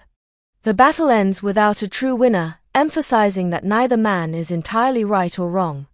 Tony is suffering emotionally and physically, while Rhodey feels trapped between loyalty to his friend and duty to protect others. Their conflict feels believable because both characters have understandable motivations. Rhodey taking the armor for the US Air Force marks a major turning point in the film. Tony's technology is no longer his alone. The creation of War Machine symbolizes the militarization of Iron Man's inventions. While Tony originally built the armor for survival and personal redemption, governments now see it as a military asset. War Machine's design visually reflects Rhodys' personality and role. Unlike Iron Man's sleek and personalized suits, War Machine appears heavier, more weaponized, and more militaristic. The armor is filled with guns, missiles, and combat equipment, emphasizing Rhodys' identity as a soldier rather than a flashy celebrity hero. Cheadle's performance makes War Machine feel grounded and practical. Rhodey does not enjoy power the way Tony does. He approaches the armor as a responsibility and tactical tool rather than a source of personal ego. This difference becomes important during the film's final battle when Tony and Rhodey fight together. Their contrasting personalities create balance. Tony provides improvisation and creativity, while Rhodey contributes discipline and strategic focus. The physical demands of portraying War Machine were also significant. Cheadle described the suit as weighing around 50 pounds of metal, making movement difficult. He could not even touch his face while wearing it. This physical restriction contributed to the realism of the character because operating advanced armor appears heavy and uncomfortable rather than effortless. Cheadle signing a 6-picture deal also reflected Marvel Studios' growing long-term ambitions. Rhodey was not introduced as a temporary supporting character but as an important part of the MCU's future. This decision demonstrated Marvel's commitment to building interconnected storytelling across multiple films. Rhodey's importance extends beyond action scenes because he represents humanity within a world increasingly dominated by technology and ego. Tony often isolates himself emotionally, believing he alone must carry responsibility for his inventions. Rhodey challenges this mindset by reminding Tony that trust, friendship, and cooperation matter. While Rhodey brings military realism and emotional grounding to the story, Scarlett Johansson's Natasha Romanoff introduces mystery, espionage, and psychological complexity. Natasha's arrival in Iron Man 2 was highly significant because it marked the first appearance of Black Widow in the MCU. At first, Natasha appears under the alias Natalie Rushman, posing as Tony Stark's new assistant. Her introduction is intentionally deceptive. She seems calm, intelligent, attractive, and highly competent, quickly gaining Tony's attention. However, beneath this professional exterior lies an undercover SHIELD operative observing Tony closely. This hidden identity immediately establishes Natasha as a character built around secrecy and control. Unlike Tony Stark, who constantly seeks public attention and openly declares his identity, Natasha survives through concealment and manipulation. She carefully controls how others perceive her, using appearance and behavior strategically. Scarlett Johansson prepared intensely for the role, even dyeing her hair red before being officially cast because she believed the look would help convince director Jon Favreau she was right for the character. This decision reflects how iconic Black Widow's appearance already was within comic book culture. Johansson explained that Natasha appealed to her because the character was both superhuman and deeply human at the same time. This duality becomes one of Black Widow's defining qualities throughout the MCU.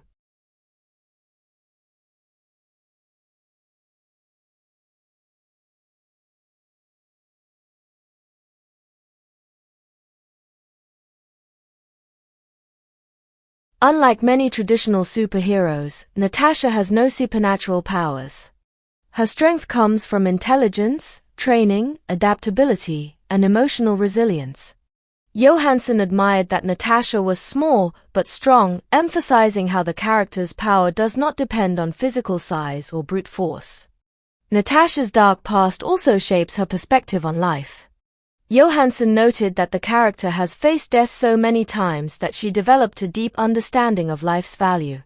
This emotional history distinguishes Natasha from Tony Stark. Tony often acts impulsively because privilege insulated him from consequences for much of his life.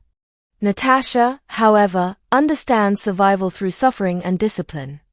Her introduction into Tony's world creates an interesting contrast.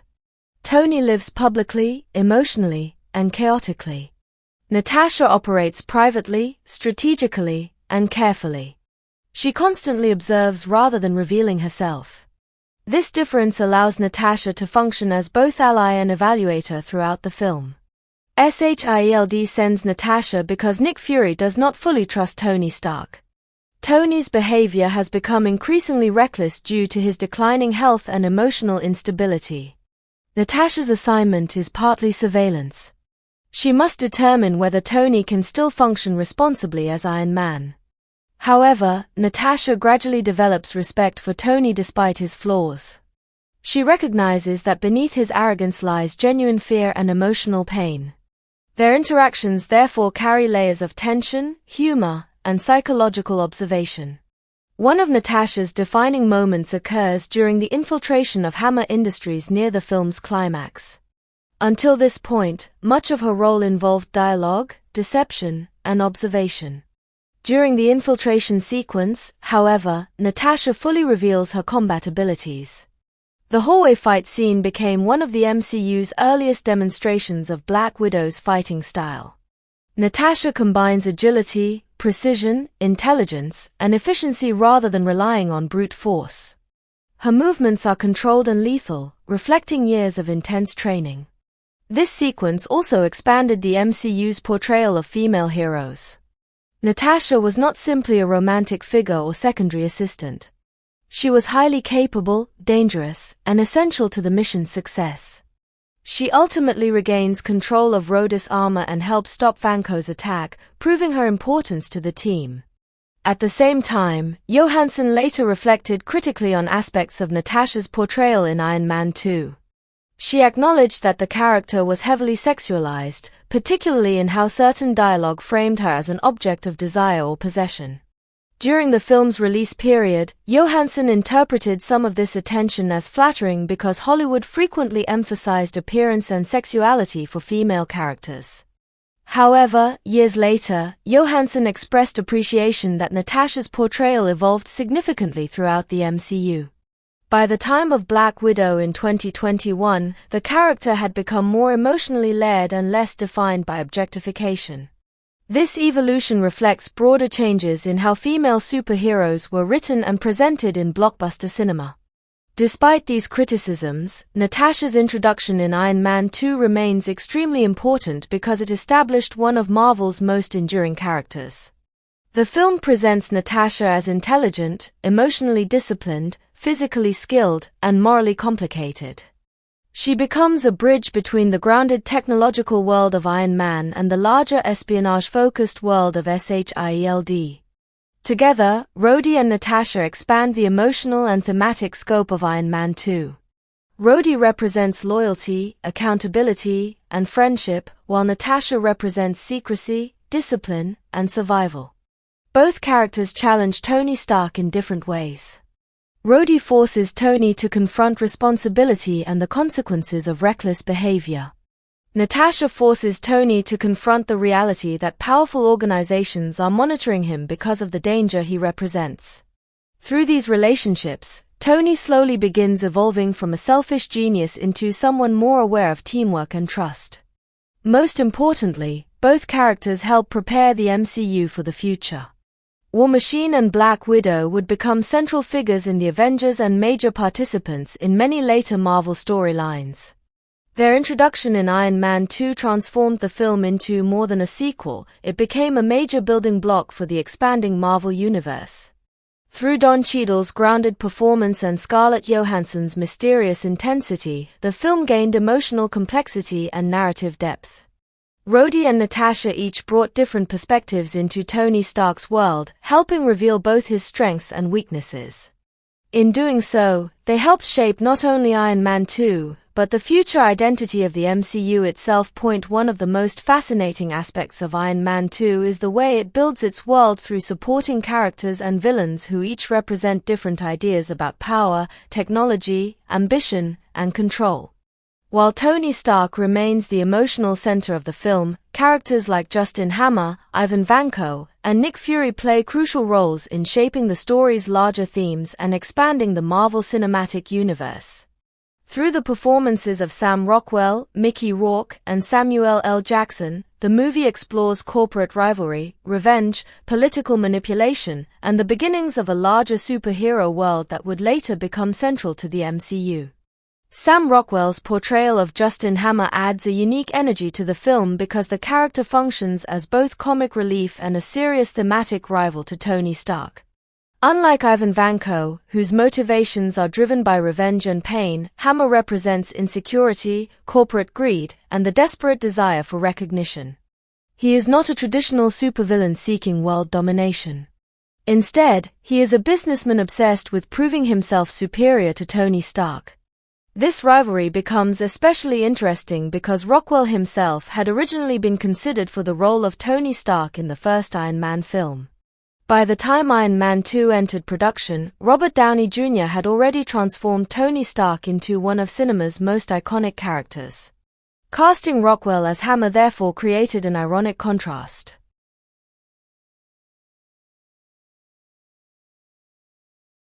He became the man constantly trying, and failing, to match Tony Stark's charisma and brilliance. Rockwell accepted the role without even reading the script, largely because of his trust in director Jon Favreau and writer Justin Theroux. This creative confidence helped shape Hammer into one of the film's most entertaining and layered characters. Rockwell described Hammer as plucky comic relief with a little bit of an edge, and this balance defines the character throughout the movie. At first glance, Justin Hammer appears humorous and almost harmless. He talks too much, overcompensates constantly, and desperately tries to appear cool and confident. However, beneath the humor lies deep insecurity and ambition. Hammer cannot tolerate living in Tony Stark's shadow. Every achievement Tony makes reminds Hammer of his own inadequacies. This emotional insecurity drives nearly every decision Hammer makes in the film. He wants recognition more than anything else.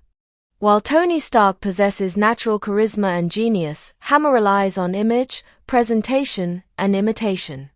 He wants to be admired as a visionary inventor, but he lacks the creativity and intelligence necessary to truly innovate. The contrast between Hammer and Stark is one of the film's strongest thematic elements. Both men are wealthy weapons manufacturers operating within the same industry, yet they are fundamentally different personalities. Tony is impulsive, arrogant, and emotionally chaotic, but his brilliance is genuine. Hammer, by contrast, is polished and professional on the surface, yet internally insecure and desperate. This desperation becomes increasingly obvious during Hammer's presentations and demonstrations. He constantly attempts to imitate Tony's style, but his confidence feels forced and artificial. His speeches lack Tony's natural charisma, and his inventions often malfunction or disappoint. These moments create humor, but they also reveal Hammer's psychological fragility. Rockwell's performance gives Hammer a nervous, energetic quality that makes him memorable. He talks quickly, moves constantly, and behaves as though he is always trying to convince people, including himself, that he belongs among the world's greatest innovators. This insecurity makes him vulnerable to manipulation. Hammer's partnership with Vanko reflects the dangers of ambition without wisdom.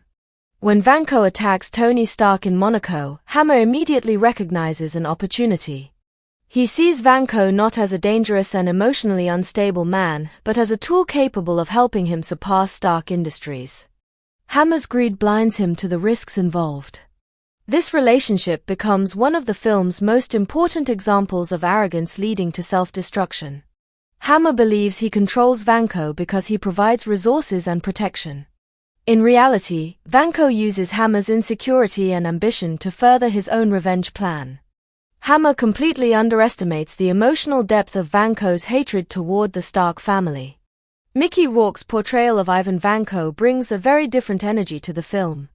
While Hammer is loud, insecure, and socially performative, Vanko is quiet, emotionally damaged, and intensely focused. He represents the darker consequences of scientific betrayal, family legacy, and technological obsession.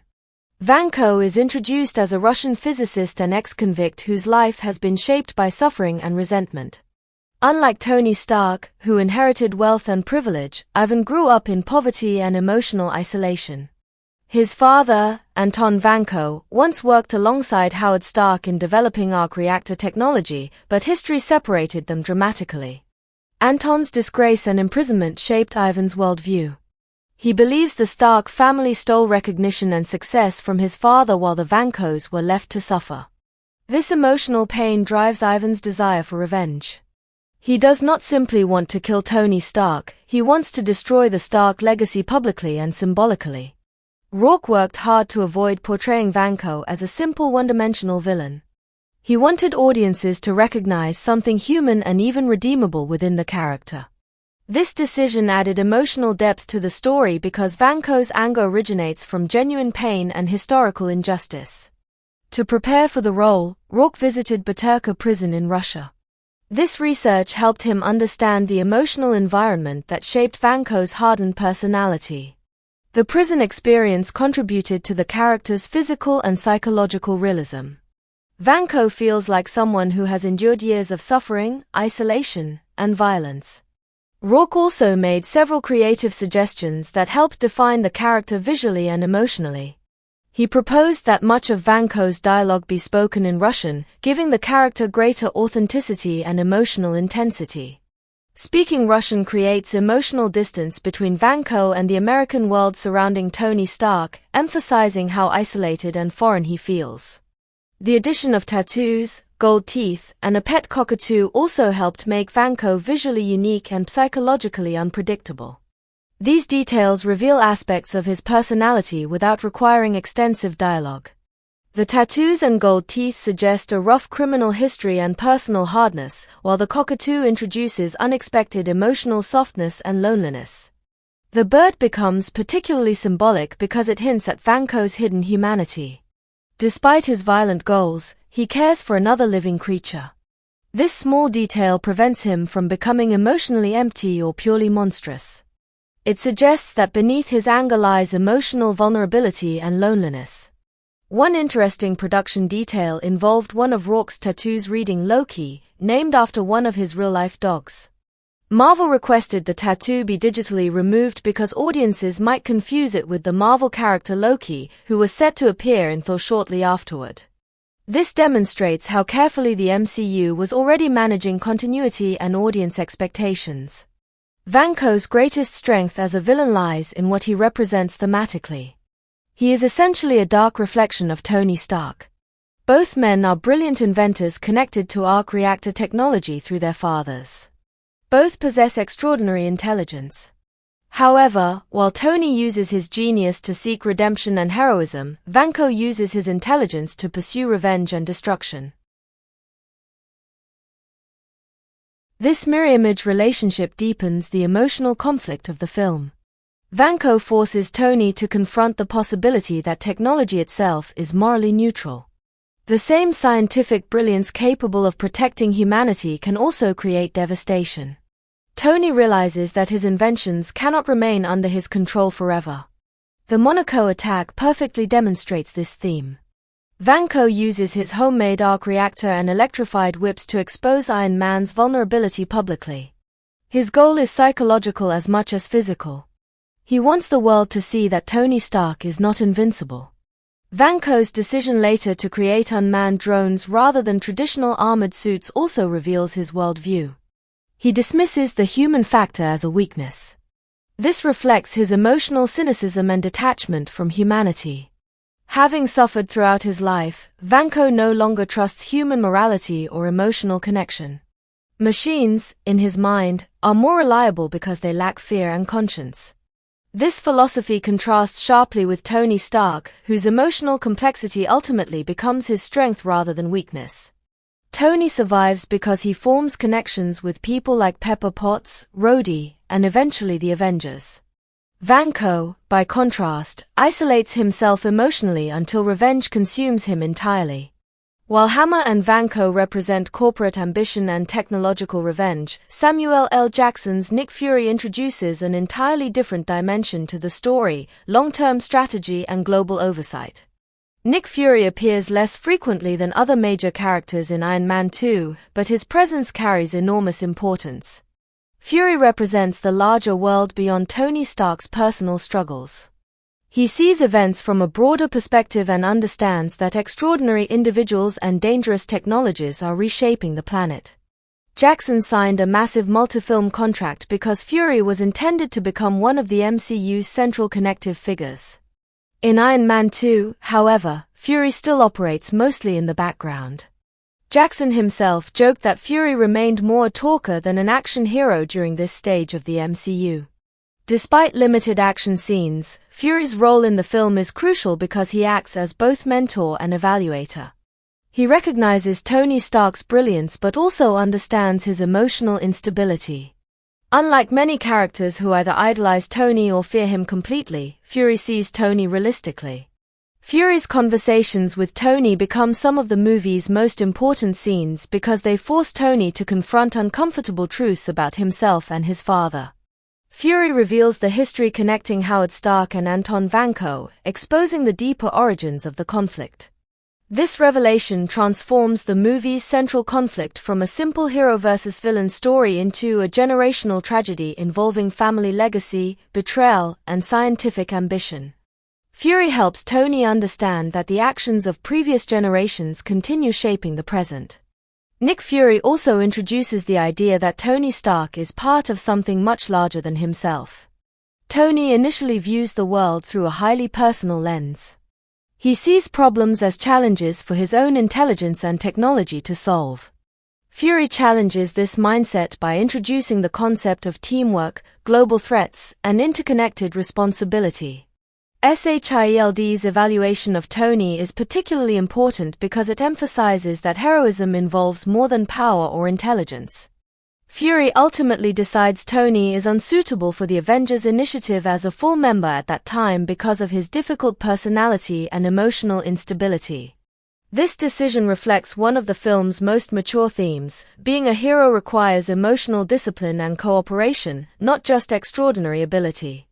Tony must learn humility and trust before he can truly become part of something greater. Fury's calm, controlled personality also contrasts strongly with Tony's chaotic emotional state. While Tony reacts impulsively to fear and pressure, Fury remains strategic and composed. This balance makes Fury feel authoritative without needing large action sequences. The final post-credit scene involving Phil Coulson discovering Thor's hammer further emphasizes Fury's role as a bridge into the larger MCU. Fury understands that Iron Man is only the beginning of a much larger world involving gods, cosmic powers, and future heroes. Together, Justin Hammer, Ivan Vanko, and Nick Fury each represent different responses to power and technology. Hammer seeks status and recognition through imitation. Vanko seeks revenge through destruction. Fury seeks order and preparation through strategy and oversight. These characters also reflect different aspects of Tony Stark himself. Hammer mirrors Tony's ego and love of public attention. Vanko mirrors Tony's genius and emotional pain. Fury challenges Tony's independence and forces him to consider larger responsibilities beyond himself. The performances of Rockwell, Rourke, and Jackson therefore add tremendous thematic richness to Iron Man 2. Rather than presenting simple heroes and villains, the film explores ambition, insecurity, revenge, legacy, and responsibility through characters with distinct emotional motivations. This complexity helps elevate Iron Man 2 beyond standard superhero entertainment. The film becomes not only a story about armored battles and futuristic weapons, but also an exploration of how people respond differently to power, pain, recognition, and control. Through its supporting characters, the movie expands both Tony Stark's emotional journey and the larger foundation of the Marvel Cinematic Universe. One of the most important reasons Iron Man 2 feels larger and more interconnected than its predecessor is the presence of its supporting cast and cameo appearances. While Tony Stark remains the emotional and narrative center of the story, the film uses a wide range of returning characters, government officials, media personalities, SHIELD agents, business figures, and celebrity cameos to expand the Marvel Cinematic Universe into something much broader than a standalone superhero movie. These characters help shape the political atmosphere, emotional relationships, technological culture, and world building that defined the MCU's early Phase 1 era. One of the most important reasons Iron Man 2 feels larger and more interconnected than its predecessor is the presence of its supporting cast and cameo appearances.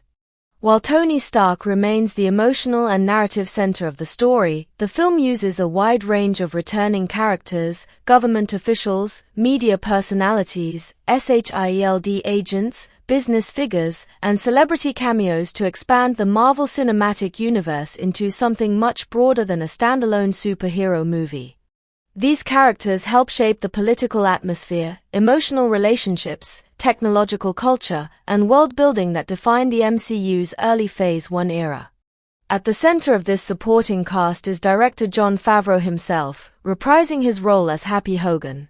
Happy initially appeared in the first Iron Man film primarily as Tony Stark's loyal bodyguard and chauffeur, but in Iron Man 2 his role becomes more emotionally important and much more active within the story.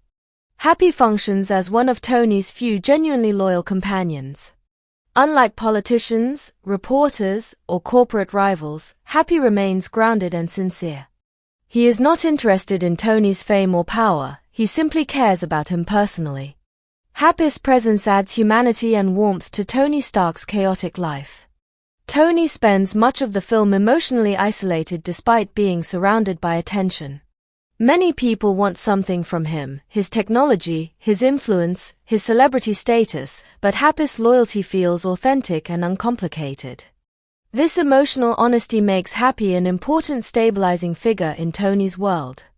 Favreau's decision to continue playing Happy also reflects the deeply personal nature of the Iron Man films during the MCU's early years. Unlike later Marvel projects involving enormous interconnected casts and large-scale production systems, the early Iron Man movies retained a more intimate creative atmosphere. Favreau was not only directing the film but actively participating within the story itself, helping maintain continuity between the emotional and comedic tones of the first and second movies. Happy Hogan also experiences his own subtle character development in Iron Man 2. Earlier, he mainly functioned as comic relief and security support.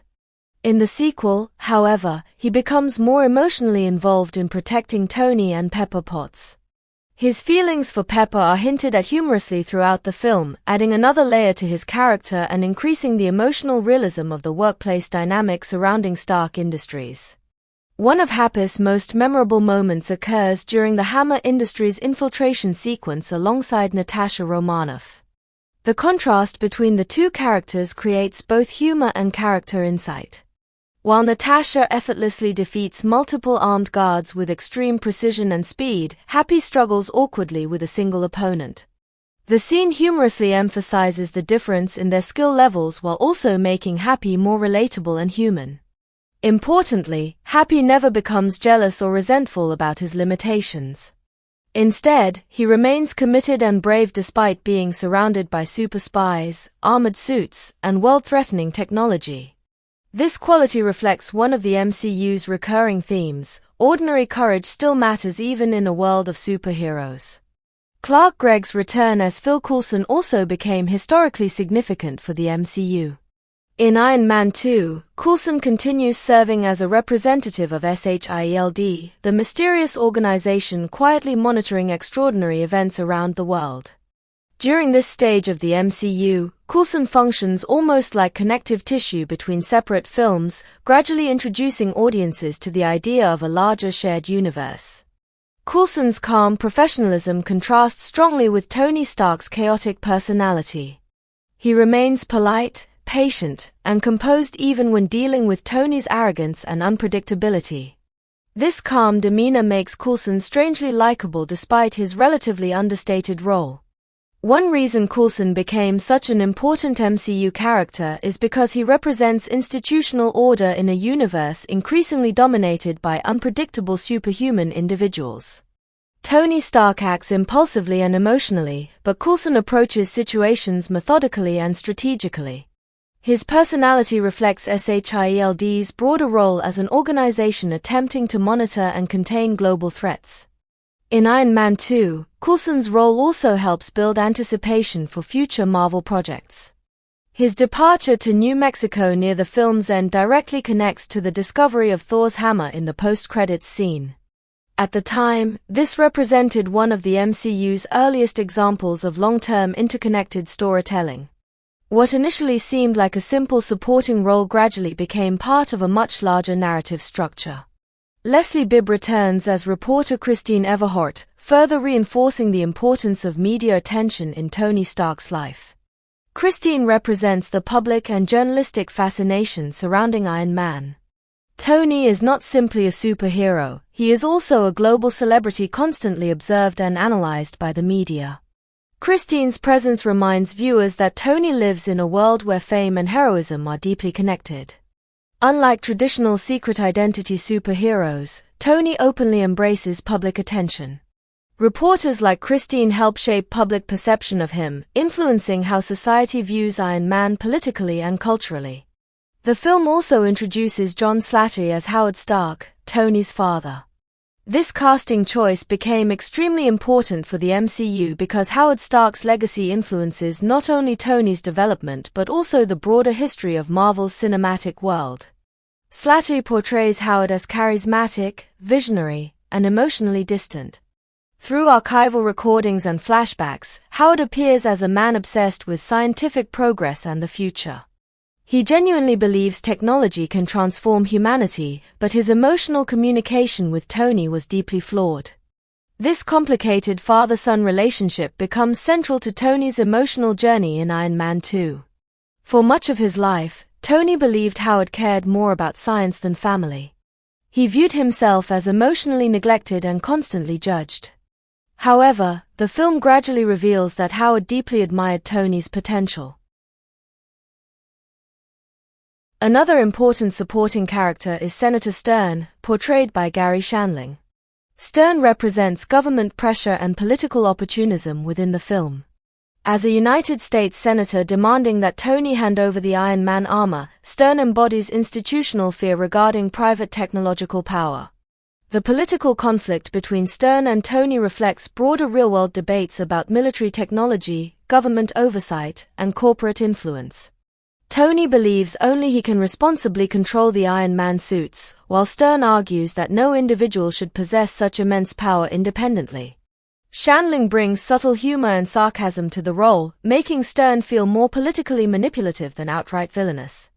Favreau revealed that the character's name was inspired by radio personality Howard Stern, adding another layer of playful cultural reference.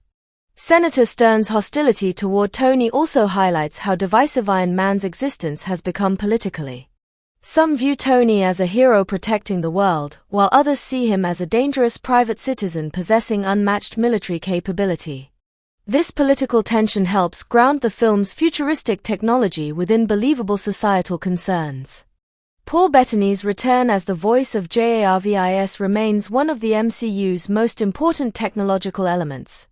JARVIS serves as Tony's artificial intelligence assistant, managing his armor systems, laboratory operations, and countless technical calculations.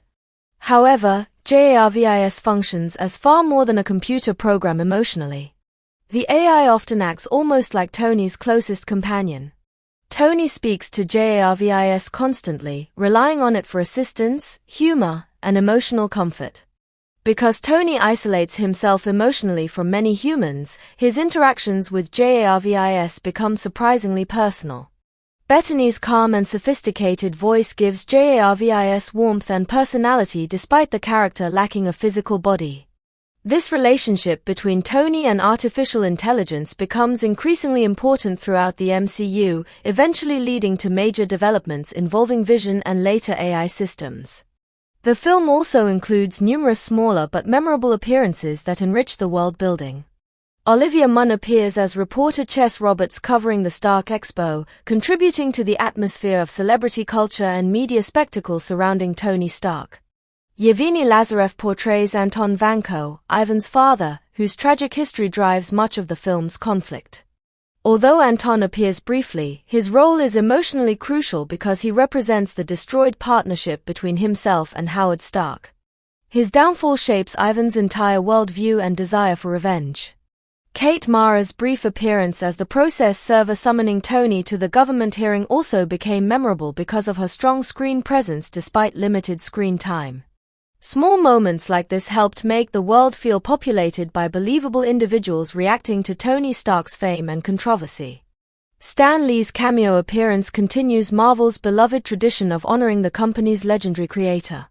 In Iron Man 2, Tony mistakes Stan Lee for television host Larry King, creating a quick comedic moment. These cameos became one of the MCU's most recognizable traditions, connecting the films to Marvel's comic book history. The inclusion of real-world public figures and business leaders further grounds Iron Man 2 within contemporary culture. Christiana Amanpour and Bill O'Reilly appear as themselves, reinforcing the media saturation surrounding Tony Stark. Their appearances help make the world feel realistic by blending fictional superhero events with recognizable real-world journalism and political commentary. Tesla Motors CEO Elon Musk also appears briefly in the film. During the early 2010s, Musk's public image as a billionaire technology innovator strongly resembled certain aspects of Tony Stark's persona. His cameo therefore reflected the growing cultural fascination with tech entrepreneurs and futuristic innovation. Similarly, Oracle CEO Larry Ellison's appearance reinforces the movie's connection to corporate technology culture. These cameos help position Tony Stark within a believable world of wealthy innovators, global corporations, and media influence. The dedication to DJ Adam Goldstein, who died before the film's release, adds emotional significance behind the scenes. His appearance as himself reflects the film's connection to contemporary celebrity culture, while the dedication honors his memory respectfully. One particularly interesting detail involves Favreau's son Max appearing as a child wearing an Iron Man mask whom Tony saves from a drone attack during the Stark Expo battle. Years later, director Jon Watts suggested retroactively identifying this child as a young Peter Parker, an idea later supported by Kevin Feige and Tom Holland. This retroactive connection became fascinating because it demonstrated the MCU's evolving interconnected storytelling. The idea that Peter Parker witnessed Iron Man personally saving him as a child adds emotional resonance to Tony and Peter's later mentor-student relationship in Spider-Man, Homecoming and subsequent films. Whether intentional or not during filming, the reinterpretation perfectly fits the MCU's emphasis on continuity and emotional connection across multiple stories. It transforms a small background moment into an important symbolic encounter between two generations of Marvel heroes. Overall, the supporting cast and cameo appearances in Iron Man 2 play a major role in expanding the MCU beyond a single superhero narrative. Each character contributes something unique to the film's themes and world building. Happy Hogan represents loyalty and emotional grounding. Phil Coulson represents institutional oversight and interconnected storytelling. Howard Stark represents legacy and unresolved family relationships. Senator Stern embodies political fear and government pressure. Jarvis reflects humanity's growing relationship with artificial intelligence. Media figures and celebrity cameos reinforce the film's realistic cultural atmosphere.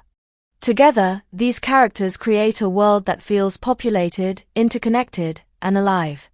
Rather than existing in isolation, Tony Stark operates within a complex social, political, technological, and emotional environment.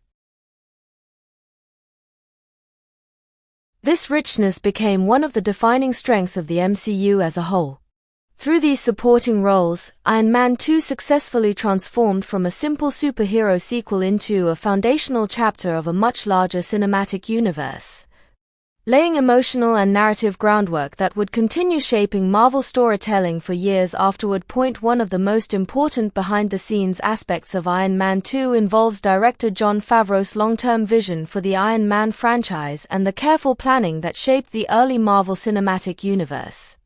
The decisions regarding villains, tone, world building, and the introduction of larger Marvel mythology played a major role in determining how the MCU evolved during its earliest years.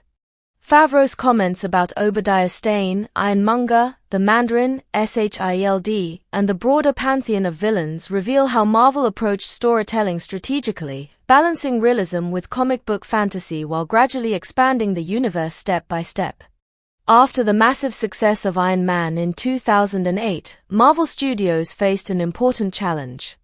The first film had succeeded because it grounded superhero storytelling in realism, emotional character development, advanced technology, and believable political conflict. Tony Stark felt like a real person living in a recognizable modern world. Audiences connected with his flaws, humor, intelligence, and redemption arc. Because of this grounded approach, Marvel had to carefully decide how quickly to introduce more fantastical comic book elements into the franchise. Jon Favreau originally envisioned Iron Man as part of a trilogy. This long-term thinking became one of the defining strengths of the MCU. Rather than creating isolated sequels without direction, Favreau and Marvel planned character arcs and thematic progression across multiple films. The idea of a trilogy meant Tony Stark's story would evolve gradually, with each movie building upon previous emotional and narrative developments. In the earliest stages of planning, Favreau intended for Obadiah Stane, portrayed by Jeff Bridges in the first Iron Man, to remain central to the sequels by eventually becoming Ironmonger over time. This concept would have allowed the villain's transformation into a more advanced armored enemy to unfold slowly across several movies. Such an approach reflects a more serialized style of storytelling where relationships and conflicts deepen over time rather than resolving immediately. However, during meetings with comic book writers and Marvel creatives, including Mark Millar, the direction changed significantly. The decision was made to have Obadiah Stane fully become Ironmonger within the first film rather than saving the transformation for later installments. This shift had major consequences for the tone and structure of Iron Man 2 and the future of the MCU. Mark Millar argued that the Mandarin, one of Iron Man's most iconic comic book enemies, would feel too fantastical for the grounded world established by the first film. This concern reveals how carefully Marvel approached tone during Phase 1 of the MCU. The studio understood that audiences first needed to emotionally accept the technological realism of Iron Man before being introduced to more mystical or supernatural elements. At the time, Marvel Studios was still proving that interconnected superhero films could succeed commercially and artistically. Introducing a character like the Mandarin too early, especially in a comic-accurate form involving magical rings and mystical powers, might have disrupted the grounded realism that made Iron Man successful. Favreau agreed with this reasoning and used an important comparison to explain his thinking. He compared the Mandarin's role to the Emperor in Star Wars. In the original Star Wars trilogy, Darth Vader serves as the primary visible threat audiences encounter first, while Emperor Palpatine remains a more distant and mysterious figure. Favreau believed the Mandarin should function similarly within the Iron Man mythology. This comparison reveals a sophisticated understanding of storytelling escalation. Favreau understood that cinematic universes require gradual progression. Audiences need time to emotionally and visually adjust to increasingly fantastical concepts. If the most extreme comic book elements appear too early, the world risks losing credibility and emotional grounding. Favreau specifically referenced how Return of the Jedi contained supernatural moments like Force lightning shooting from the Emperor's fingers, but those elements only work because earlier films gradually established the rules and mythology of the universe. He argued that audiences could not jump directly from grounded realism to extreme fantasy without proper narrative build-up. This philosophy heavily influenced Iron Man 2. Instead of introducing magical villains or cosmic threats immediately, the sequel focuses on technologically grounded enemies like Ivan Vanko and Justin Hammer. Both villains emerge naturally from themes already established in the first movie: weapons manufacturing, scientific rivalry, military technology, and the consequences of Tony Stark's inventions.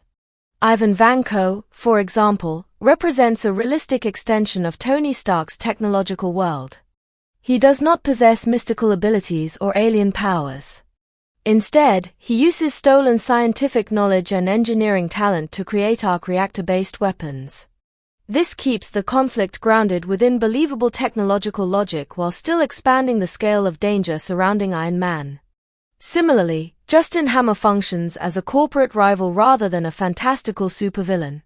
His threat comes from ambition, greed, and misuse of technology rather than supernatural power. These choices allowed Iron Man 2 to maintain continuity with the grounded tone established in the original film. At the same time, however, Favreau did not reject fantasy entirely. Instead, he viewed the MCU as something that would gradually evolve into a more expansive and mythological universe. His comments about working your way toward more fantastical elements demonstrate Marvel's long-term strategy. This gradual escalation became one of the MCU's greatest strengths. Early films like Iron Man and Iron Man 2 focused heavily on realism, technology, politics, and military power. Once audiences became emotionally invested in the characters and accepted the interconnected universe, Marvel slowly introduced more extraordinary concepts such as Norse mythology, cosmic energy, alien invasions, magic, and multiversal realities. The post-credits scene in Iron Man 2 perfectly symbolizes this transition. Phil Coulson's discovery of Thor's hammer in New Mexico signals the MCU's movement beyond pure technological realism into mythological territory. Yet because the audience had already become comfortable with Marvel's grounded storytelling style, the introduction of Thor felt exciting rather than absurd. Favreau's approach therefore balanced realism and fantasy carefully. He recognized that the MCU needed both elements eventually, but timing was crucial. Too much fantasy too soon might alienate audiences unfamiliar with comic book mythology. By slowly expanding the world, Marvel created a cinematic universe capable of supporting vastly different genres and tones. Another important aspect of Favreau's comments involves the idea that the Mandarin could help introduce an entire pantheon of villains. This statement reflects Marvel's awareness that Iron Man's comic book mythology contains a huge variety of enemies, many connected to different aspects of technology, politics, mysticism, and global power. By delaying the Mandarin's full introduction, Marvel preserved the possibility of gradually expanding Iron Man's world rather than exhausting its biggest concepts immediately.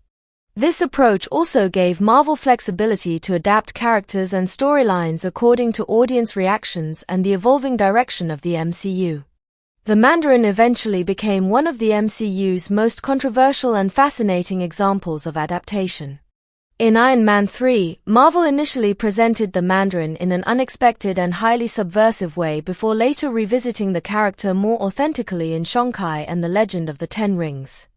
These later developments demonstrate how long Marvel continued building upon ideas first discussed during the production of Iron Man 2. Favreau's comments also reveal how important collaboration was during the MCU's early development. Meetings involving directors, writers, comic creators, and producers shaped major creative decisions. Marvel Studios did not treat comic book source material as something to copy directly without thought. Instead, the filmmakers carefully analyzed which elements would work best within the cinematic world they were constructing. This collaborative approach helped the MCU avoid becoming overly dependent on comic book accuracy at the expense of cinematic storytelling. Characters and concepts were adapted strategically to fit tone, pacing, and audience expectations. Sometimes this meant simplifying mythology, grounding fantasy elements, or delaying major comic storylines until the universe was ready for them. Another major point from Favreau's comments involves the continuing importance of SHIELD within the franchise. In Iron Man 2, SHIELD expands significantly compared to its relatively mysterious role in the first film. Nick Fury, Natasha Romanoff, and Phil Coulson all become more central to the narrative. SHIELD's growing presence serves several important purposes. First, it helps connect separate Marvel films into a unified universe. Before the MCU, superhero movies largely existed independently from one another. SHIELD provided a narrative mechanism linking different heroes, events, and storylines together. Second, SHIELD grounds the increasingly extraordinary events within recognizable governmental and intelligence structures. As the MCU introduced advanced technology, super soldiers, gods, and aliens, audiences needed institutions capable of responding to such threats realistically. SHIELD functions as humanity's attempt to monitor and manage a rapidly changing world. Third, SHIELD's involvement reflects one of Iron Man 2's central themes, oversight and responsibility. Tony Stark resists government control and believes he alone can manage Iron Man technology responsibly. SHIELD, however, views the situation from a broader global perspective. Nick Fury recognizes that extraordinary power cannot exist without consequences or supervision. This tension between individual freedom and institutional oversight becomes one of the MCU's recurring themes, eventually reaching major importance in films like Captain America: Civil War. Iron Man 2 lays important groundwork for these later ideological conflicts.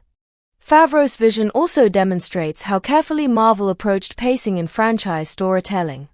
Modern cinematic universes often attempt to introduce massive mythology immediately, overwhelming audiences with complex lore and interconnected plots. Early Marvel films, by contrast, focused strongly on character-first storytelling. Even while planting seeds for future projects, Iron Man 2 remains fundamentally centered on Tony Stark's emotional journey. The film explores his fear of death, his complicated relationship with his father, his struggles with responsibility, and his growing need for trust and emotional connection. The larger MCU elements support this personal story rather than replacing it. Thor's hammer, SHIELD, Black Widow, and government hearings all contribute to Tony's development and the world surrounding him. This balance between standalone storytelling and long-term world-building became one of Marvel's defining creative achievements. Favreau's comments also reveal his understanding that audiences connect most strongly with emotional progression rather than spectacle alone. Introducing increasingly fantastical elements works only if viewers remain emotionally invested in the characters experiencing those events. Tony Stark serves as the audience's emotional anchor during the MCU's early years. Because audiences trusted and connected with Tony, they were willing to follow the franchise into stranger and more ambitious territory over time. This gradual expansion from grounded technology to cosmic mythology mirrors Tony's own personal evolution from selfish billionaire inventor to larger-scale hero. The decision to delay more fantastical villains also allowed Marvel to establish tonal consistency before broadening the universe. Iron Man and Iron Man 2 created a recognizable MCU identity built around humor, emotional vulnerability, action, and grounded character interactions. Once that identity became successful, Marvel gained freedom to experiment with more diverse genres and concepts.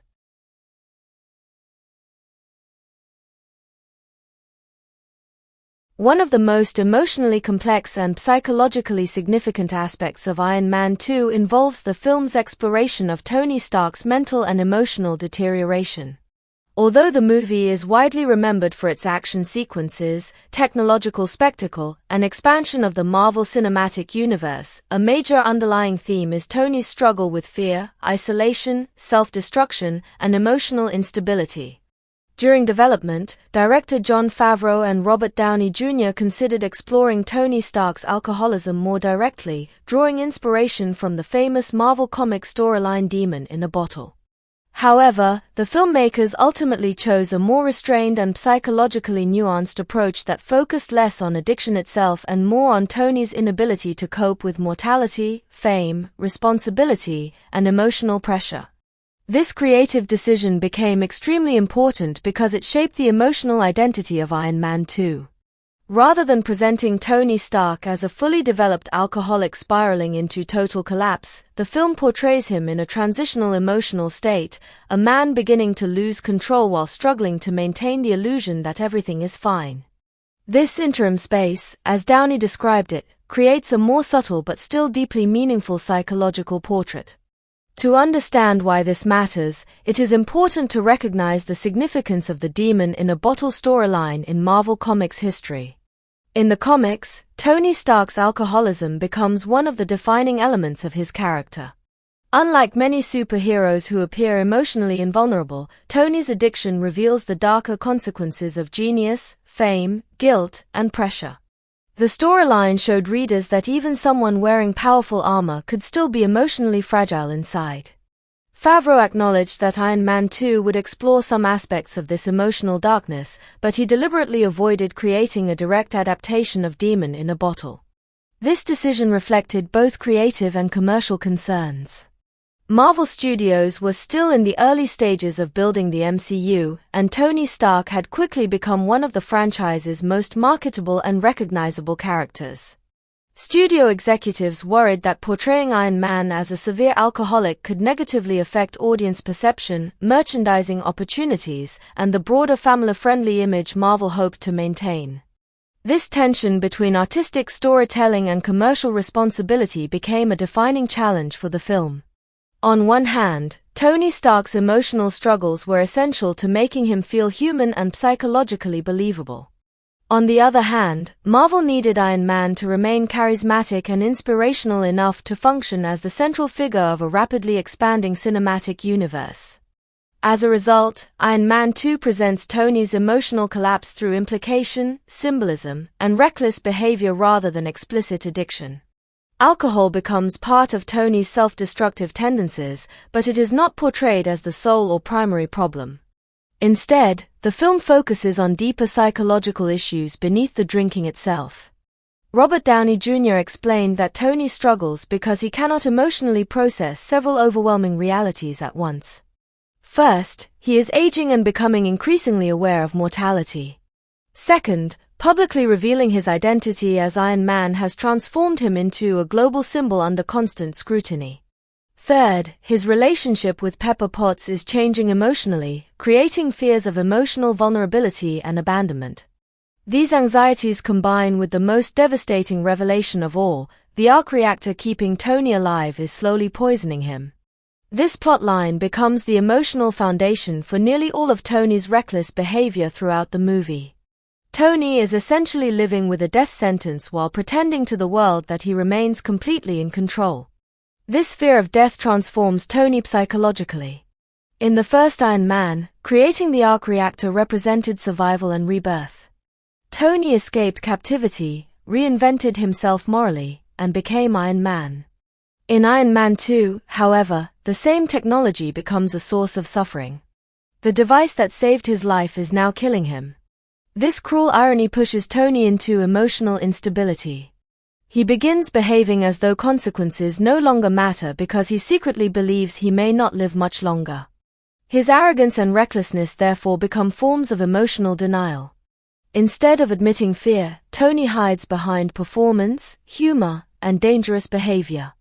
The birthday party scene perfectly captures this emotional collapse. Tony becomes intoxicated while wearing the Iron Man armor, using his incredible power irresponsibly in front of friends and guests. On the surface, the sequence appears comedic and chaotic, but emotionally it is deeply tragic. Tony's behavior during the party reflects a man losing control internally while desperately trying to appear invincible externally. He turns the Iron Man suit into a toy because he no longer knows how to cope with his emotional pain. The armor, once a symbol of heroism and survival, becomes part of his self-destruction. Importantly, the film never portrays Tony's drinking as glamorous or harmless. His intoxicated behavior alienates people around him, frightens his friends, and ultimately forces Rhodey to intervene physically. The fight between Tony and Rhodey represents more than a conflict over the armor. It symbolizes the moment Tony's emotional instability becomes impossible to ignore. Yet because the movie stops short of fully depicting severe alcoholism, the emotional focus remains broader and more psychologically layered. Tony is not merely addicted to alcohol, he is addicted to distraction, attention. This idea fits perfectly within Tony's character arc. Tony spent years profiting from weapons manufacturing before realizing the devastating consequences of his technology. In the first Iron Man, he attempts redemption by becoming Iron Man and shutting down Stark Industries' weapons division. However, Iron Man 2 explores the reality that guilt and responsibility do not disappear easily. Tony increasingly realizes that his inventions are changing the world in dangerous ways. Vanko successfully recreates arc reactor technology, governments demand access to the armor, and Justin Hammer attempts to militarize similar weapons systems. Tony understands that he may have opened a technological door humanity cannot close. This realization mirrors Oppenheimer's emotional burden. Like Oppenheimer, Tony recognizes that scientific innovation carries moral consequences beyond the inventor's control. The arc reactor symbolizes both hope and destruction, depending on who uses it. This psychological conflict explains why Tony becomes emotionally unstable despite his fame and success. Publicly, the world celebrates him as Iron Man. Privately, he fears he may have unleashed forces capable of causing massive harm. He also knows that his own life is deteriorating physically because of the technology he created. The film therefore portrays Tony as a man crushed under the weight of genius and responsibility. His intelligence isolates him emotionally because few people truly understand what he carries internally. He feels trapped between being viewed as humanity's greatest protector and fearing he may become its greatest danger. This emotional complexity separates Tony Stark from more traditional superhero archetypes. Many heroes possess moral certainty and emotional clarity.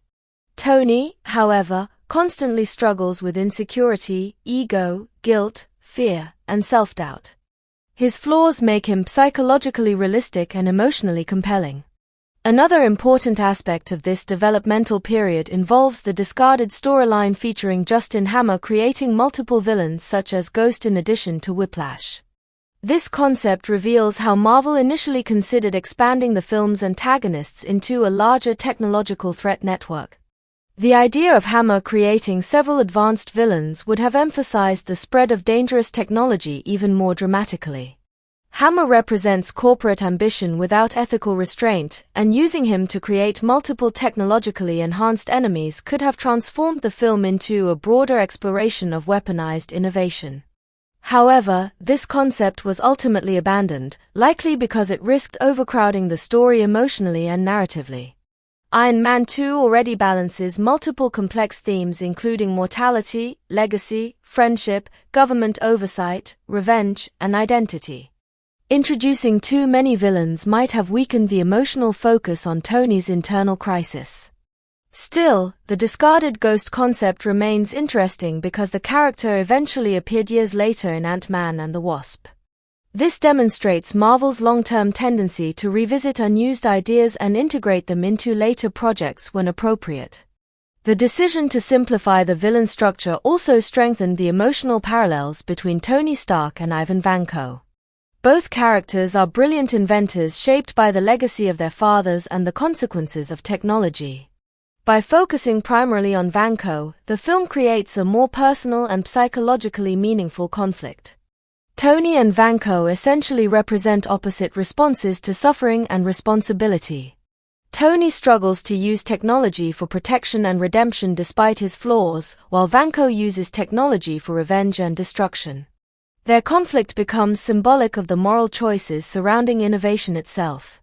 The film's more restrained approach to Tony's alcoholism also allowed Robert Downey Jr.'s performance to remain emotionally layered rather than overly dramatic.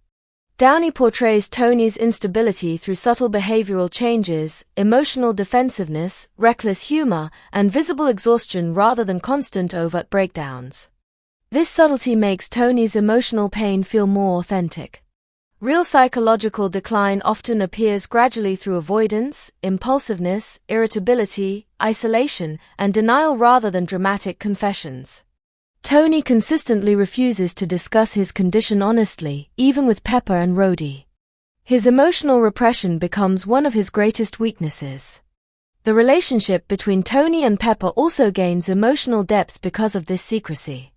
Pepper senses Tony is falling apart but cannot fully understand why because he refuses to communicate openly.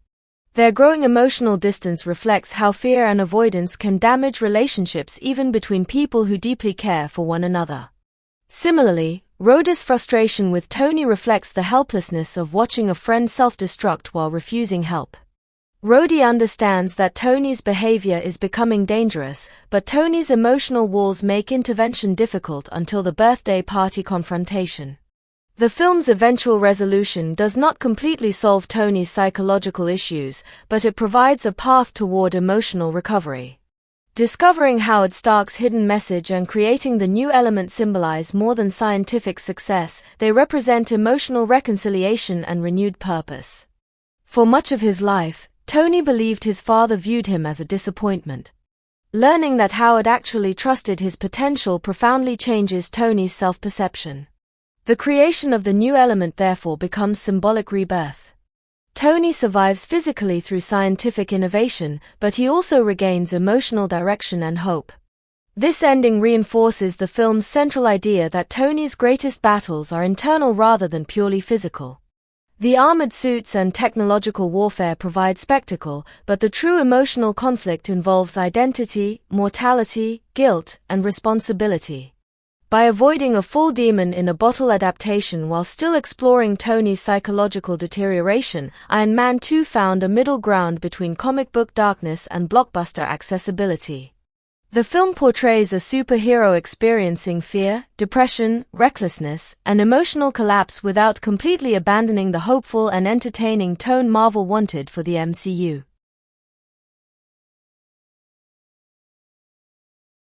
This balance became one of Tony Stark's defining qualities throughout the franchise. He remained charismatic and humorous, but beneath the confidence always existed anxiety, guilt, and emotional vulnerability. These flaws made him feel human despite his extraordinary intelligence and technology. Ultimately, the development choices surrounding Tony Stark's alcoholism and psychological decline helped shape not only Iron Man 2, but the emotional identity of the MCU itself. Marvel demonstrated that superhero stories could explore themes of mortality, depression, guilt, and self-destruction while still remaining emotionally engaging and commercially successful. Through Tony Stark's struggle to cope with fame, responsibility, technological consequences, and the fear of death, Iron Man 2 became more than an action film about armored battles. It became a story about a deeply flawed man confronting the emotional burden of changing the world while slowly realizing that even genius and power cannot protect someone from human vulnerability. The development history of Iron Man 2 reveals something much bigger than casting decisions or production logistics. It shows how Marvel Studios was rapidly transforming from a small comic book adaptation company into a long-term cinematic universe machine. After the massive success of Iron Man in 2008, Marvel suddenly had proof that its independent superhero strategy could work. This triggered fast expansion, tight scheduling, complex negotiations, and behind-the-scenes conflicts that directly shaped Iron Man 2 as both a film and a piece of franchise architecture. At the center of this development phase was urgency. Marvel Studios had already committed to a release window of April 2010, meaning the sequel had to be developed, scripted, cast, filmed, and completed on a strict timeline. This pressure influenced nearly every creative decision, from director involvement to character inclusion and even which actors would remain in the franchise. Jon Favreau's return as director was not immediate or effortless. Even after the success of the first film, negotiations took time because Marvel was still defining its internal power structure. Unlike traditional studios with decades of established filmmaking systems, Marvel Studios was still building its identity. Favreau's agreement to return was therefore not just about directing a sequel, it was about continuing a foundational experiment in shared universe storytelling. Once Favreau signed on, the writing process began with Justin Theroux, whose involvement was significantly influenced by Robert Downey Jr. Downey's recommendation of Theroux is important because it shows how creatively actor-driven the early MCU was. Downey was not simply performing Tony Stark, he was actively shaping the tone, humor, and narrative direction of the franchise. Having worked with Theroux on Tropic Thunder, Downey trusted his ability to balance sharp dialogue, satire, and emotional depth. This collaboration between Favreau, Downey, and Theroux meant that Iron Man 2 was not written in isolation by a studio committee but instead emerged from a small creative circle. The story was shaped by discussions between director and lead actor, allowing Tony Stark's personality to remain central to the film's identity. At the same time, visual development played a crucial role in shaping the sequel's tone. Genndy Tartakovsky, known for his dynamic animation style and strong visual storytelling, contributed storyboard work. His involvement helped define action sequences with clearer energy, rhythm, and cinematic flow. This ensured that even though Iron Man 2 contained multiple subplots and expanding world-building elements, the visual storytelling remained coherent and engaging. Adi Granov's return as armor designer ensured continuity in Iron Man's visual identity. Granov's designs had already defined the sleek, mechanical realism of Tony Stark's suit in the first film. Bringing him back helped maintain consistency while also allowing evolution. The armor in Iron Man 2 needed to feel more advanced, more experimental, and more integrated into Stark's growing technological empire. Beyond creative development, one of the most significant production decisions was Marvel's agreement to film multiple upcoming projects at Raleigh Studios in Manhattan Beach. This decision reflects Marvel's shift toward a centralized production system. Instead of treating each film as a separate standalone project, Marvel began building a unified production environment that could support multiple interconnected movies. This physical consolidation mirrored the conceptual consolidation of the MCU itself. By controlling filming locations, production schedules, and studio infrastructure, Marvel increased efficiency and ensured consistency across its expanding franchise. However, one of the most controversial and emotionally significant production changes involved Don Cheadle replacing Terrence Howard as James Rhodes. This casting change became one of the earliest public examples of behind-the-scenes conflict within the MCU.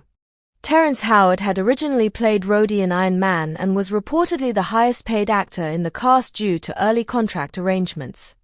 However, when negotiations for Iron Man 2 began, salary discussions reportedly broke down. Howard later expressed frustration, claiming that he was offered significantly less for the sequel and suggesting that promises made during initial contracts were not honored. From Marvel's perspective, the role of Rhodey was being re-evaluated within the expanding franchise.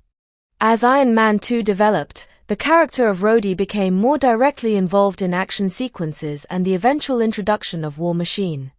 This increased importance may have influenced contract negotiations and role restructuring. Entertainment industry reporting suggested that creative disagreements and multiple rounds of reshoots also contributed to Marvel's decision to move in a different direction.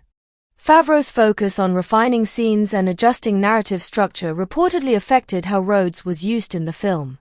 While different accounts exist, the outcome was clear. Don Cheadle replaced Howard and signed a multi-film deal, becoming the MCU's long-term portrayal of James Rhodes.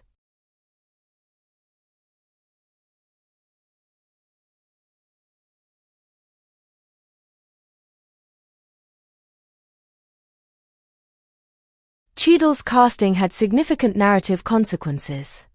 Unlike Howard's version of Rhodey, Cheadle's interpretation leaned more heavily into military discipline, emotional restraint, and grounded friendship with Tony Stark.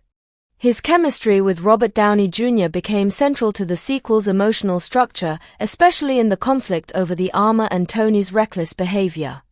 The recasting also reflected Marvel's increasing prioritization of long-term franchise stability over individual film continuity concerns. The MCU was no longer just making sequels, it was building a multi-decade interconnected system where character consistency mattered more than individual contractual history. Meanwhile, casting for other major roles began shaping the broader direction of the MCU. In early 2009, Mickey Rourke and Sam Rockwell entered negotiations to play the film's villains. Their involvement signaled Marvel's intention to create layered antagonists rather than a single traditional villain. Rockwell quickly confirmed his role as Justin Hammer, a character designed to represent corporate ambition and technological rivalry rather than physical dominance. His casting also added comedic and satirical energy to the film, contrasting with darker antagonistic forces. Paul Bettany's return as Jarvis reinforced continuity in Tony Stark's technological world. Although a voice role, Jarvis had already become an important narrative device representing Tony's reliance on artificial intelligence and automation. Bettany's calm, precise vocal performance helped humanize Stark's otherwise isolated technological environment. One of the most notable early casting discussions involved Emily Blunt as Black Widow. Her initial consideration shows that Marvel was already planning to introduce expanded espionage and spy-related characters into the MCU. However, scheduling conflicts prevented her participation, demonstrating how real-world production logistics often shaped MCU character development. Eventually, Scarlett Johansson was cast as Natasha Romanoff, a decision that would have enormous long-term consequences for the franchise. Her casting marked the formal introduction of Black Widow, one of the MCU's key foundational characters. Her deal included multi-film options, reflecting Marvel's strategy of locking actors into long-term universe-building contracts rather than single-film appearances. Johansson's preparation for the role also demonstrates how actors were beginning to actively research Marvel's broader mythology. Her interest in other potential characters like the Wasp or Blonde Phantom reflects how Marvel's universe already felt expansive and interconnected even before those characters appeared on screen. At the same time, one of the most important negotiations involved Samuel L. Jackson and his portrayal of Nick Fury. Jackson's appearance in the post-credits scene of Iron Man had already hinted at a larger interconnected universe. However, contract negotiations initially created uncertainty about whether he would continue in the role. Jackson's statement about potentially not returning reflects how fragile early MCU expansion was. Even key foundational characters were not yet locked into long-term agreements. However, Marvel ultimately resolved the negotiations, signing Jackson to an unprecedented multi-film deal reportedly covering up to 9 appearances.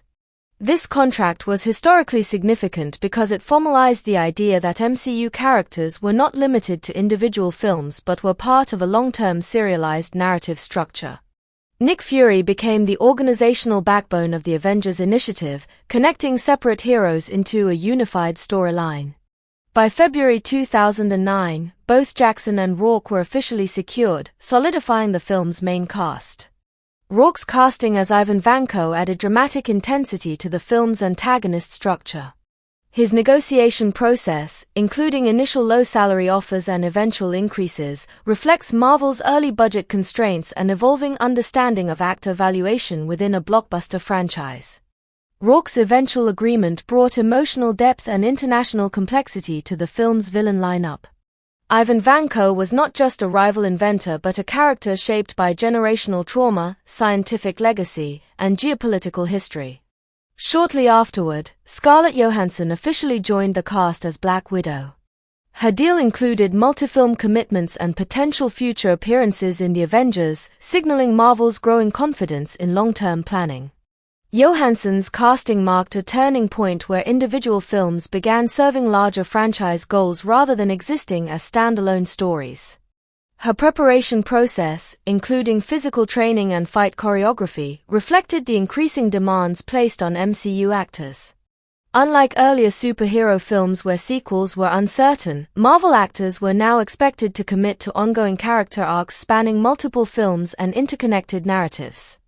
By April 2009, additional supporting cast members including Gary Shandling, Clark Gregg, and Kate Mara joined the project. These additions reinforced the expanding world around Tony Stark, including government oversight, media presence, and institutional responses to Iron Man's emergence. Clark Gregg's continued role as Phil Coulson was especially important because it demonstrated Marvel's commitment to building continuity across films. Coulson was becoming a symbolic representative of SHIELD, linking different storylines and preparing audiences for the larger Avengers concept. Kate Mara's inclusion, though brief, helped populate the MCU with realistic civilian and institutional perspectives, reinforcing the idea that Tony Stark's actions had wide-reaching political and social consequences. Overall, the development of Iron Man 2 was not simply a standard sequel process. It was the early construction of a massive interconnected cinematic system. Every casting decision, contract negotiation, and production choice carried long-term consequences for the future of the MCU. The film became a product of collaboration, conflict, restructuring, and strategic planning.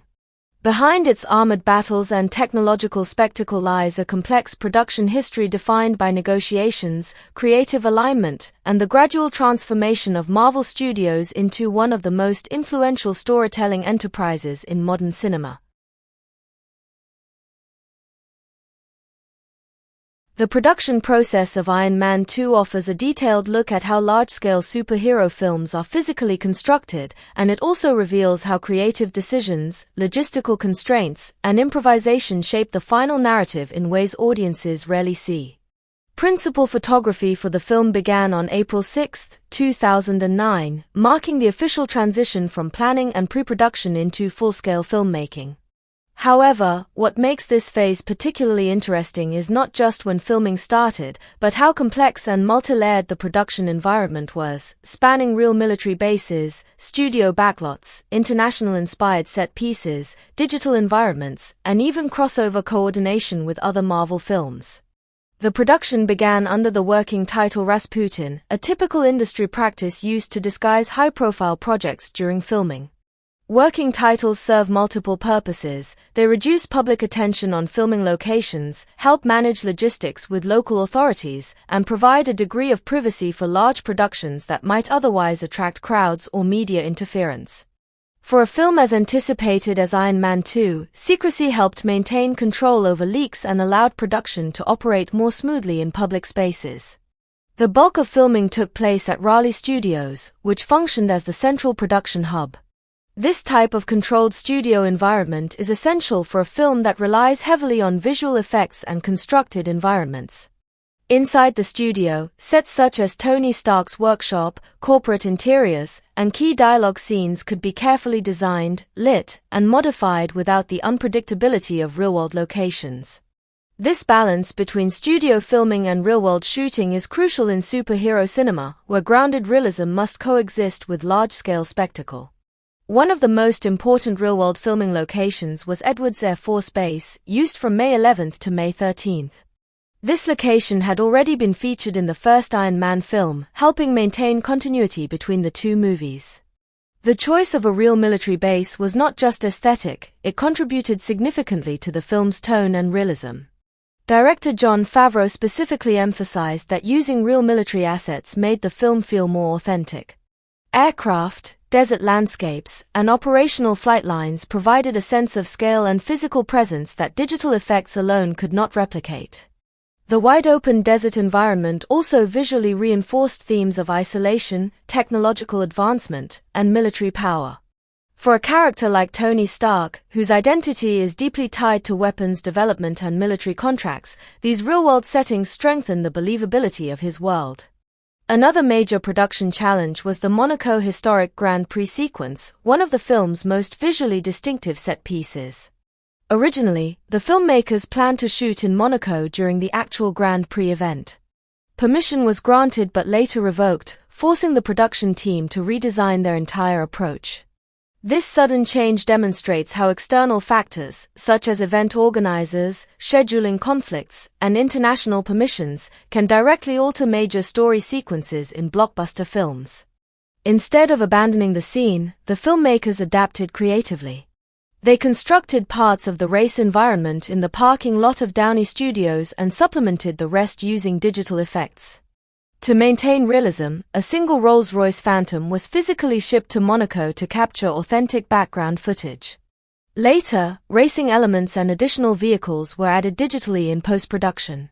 Professional driver Tanner Faust was brought in to handle the high-speed driving sequences involving Tony Stark's race car, ensuring that the physical performance matched the intensity of the final visual effects. This combination of practical driving, partial location shooting, and CGI enhancement illustrates a core principle of modern blockbuster filmmaking: hybrid production design. Rather than relying entirely on real locations or fully digital environments, the film blends both to achieve realism while maintaining creative control. In June of production, John Slattery officially joined the cast as Howard Stark, adding another layer of narrative depth. At the same time, Olivia Munn was cast in an unspecified role. These additions reflect how casting decisions continued evolving even during active production, showing that large films often adjust their character lineup dynamically based on script changes, scheduling availability, and narrative expansion. One of the most visually ambitious elements of production was the Stark Expo sequence. To create the exterior environment of this massive futuristic exhibition, filmmakers constructed an enormous green screen set at the Sepulveda Dam. This location allowed for a controlled yet expansive space where digital environments could later be added. The construction of this set was itself a massive engineering project. Hundreds of shipping containers were stacked together, then covered with plywood and plaster, and finally painted green. This created a physically stable but visually neutral structure that could be transformed digitally into the futuristic Stark Expo environment.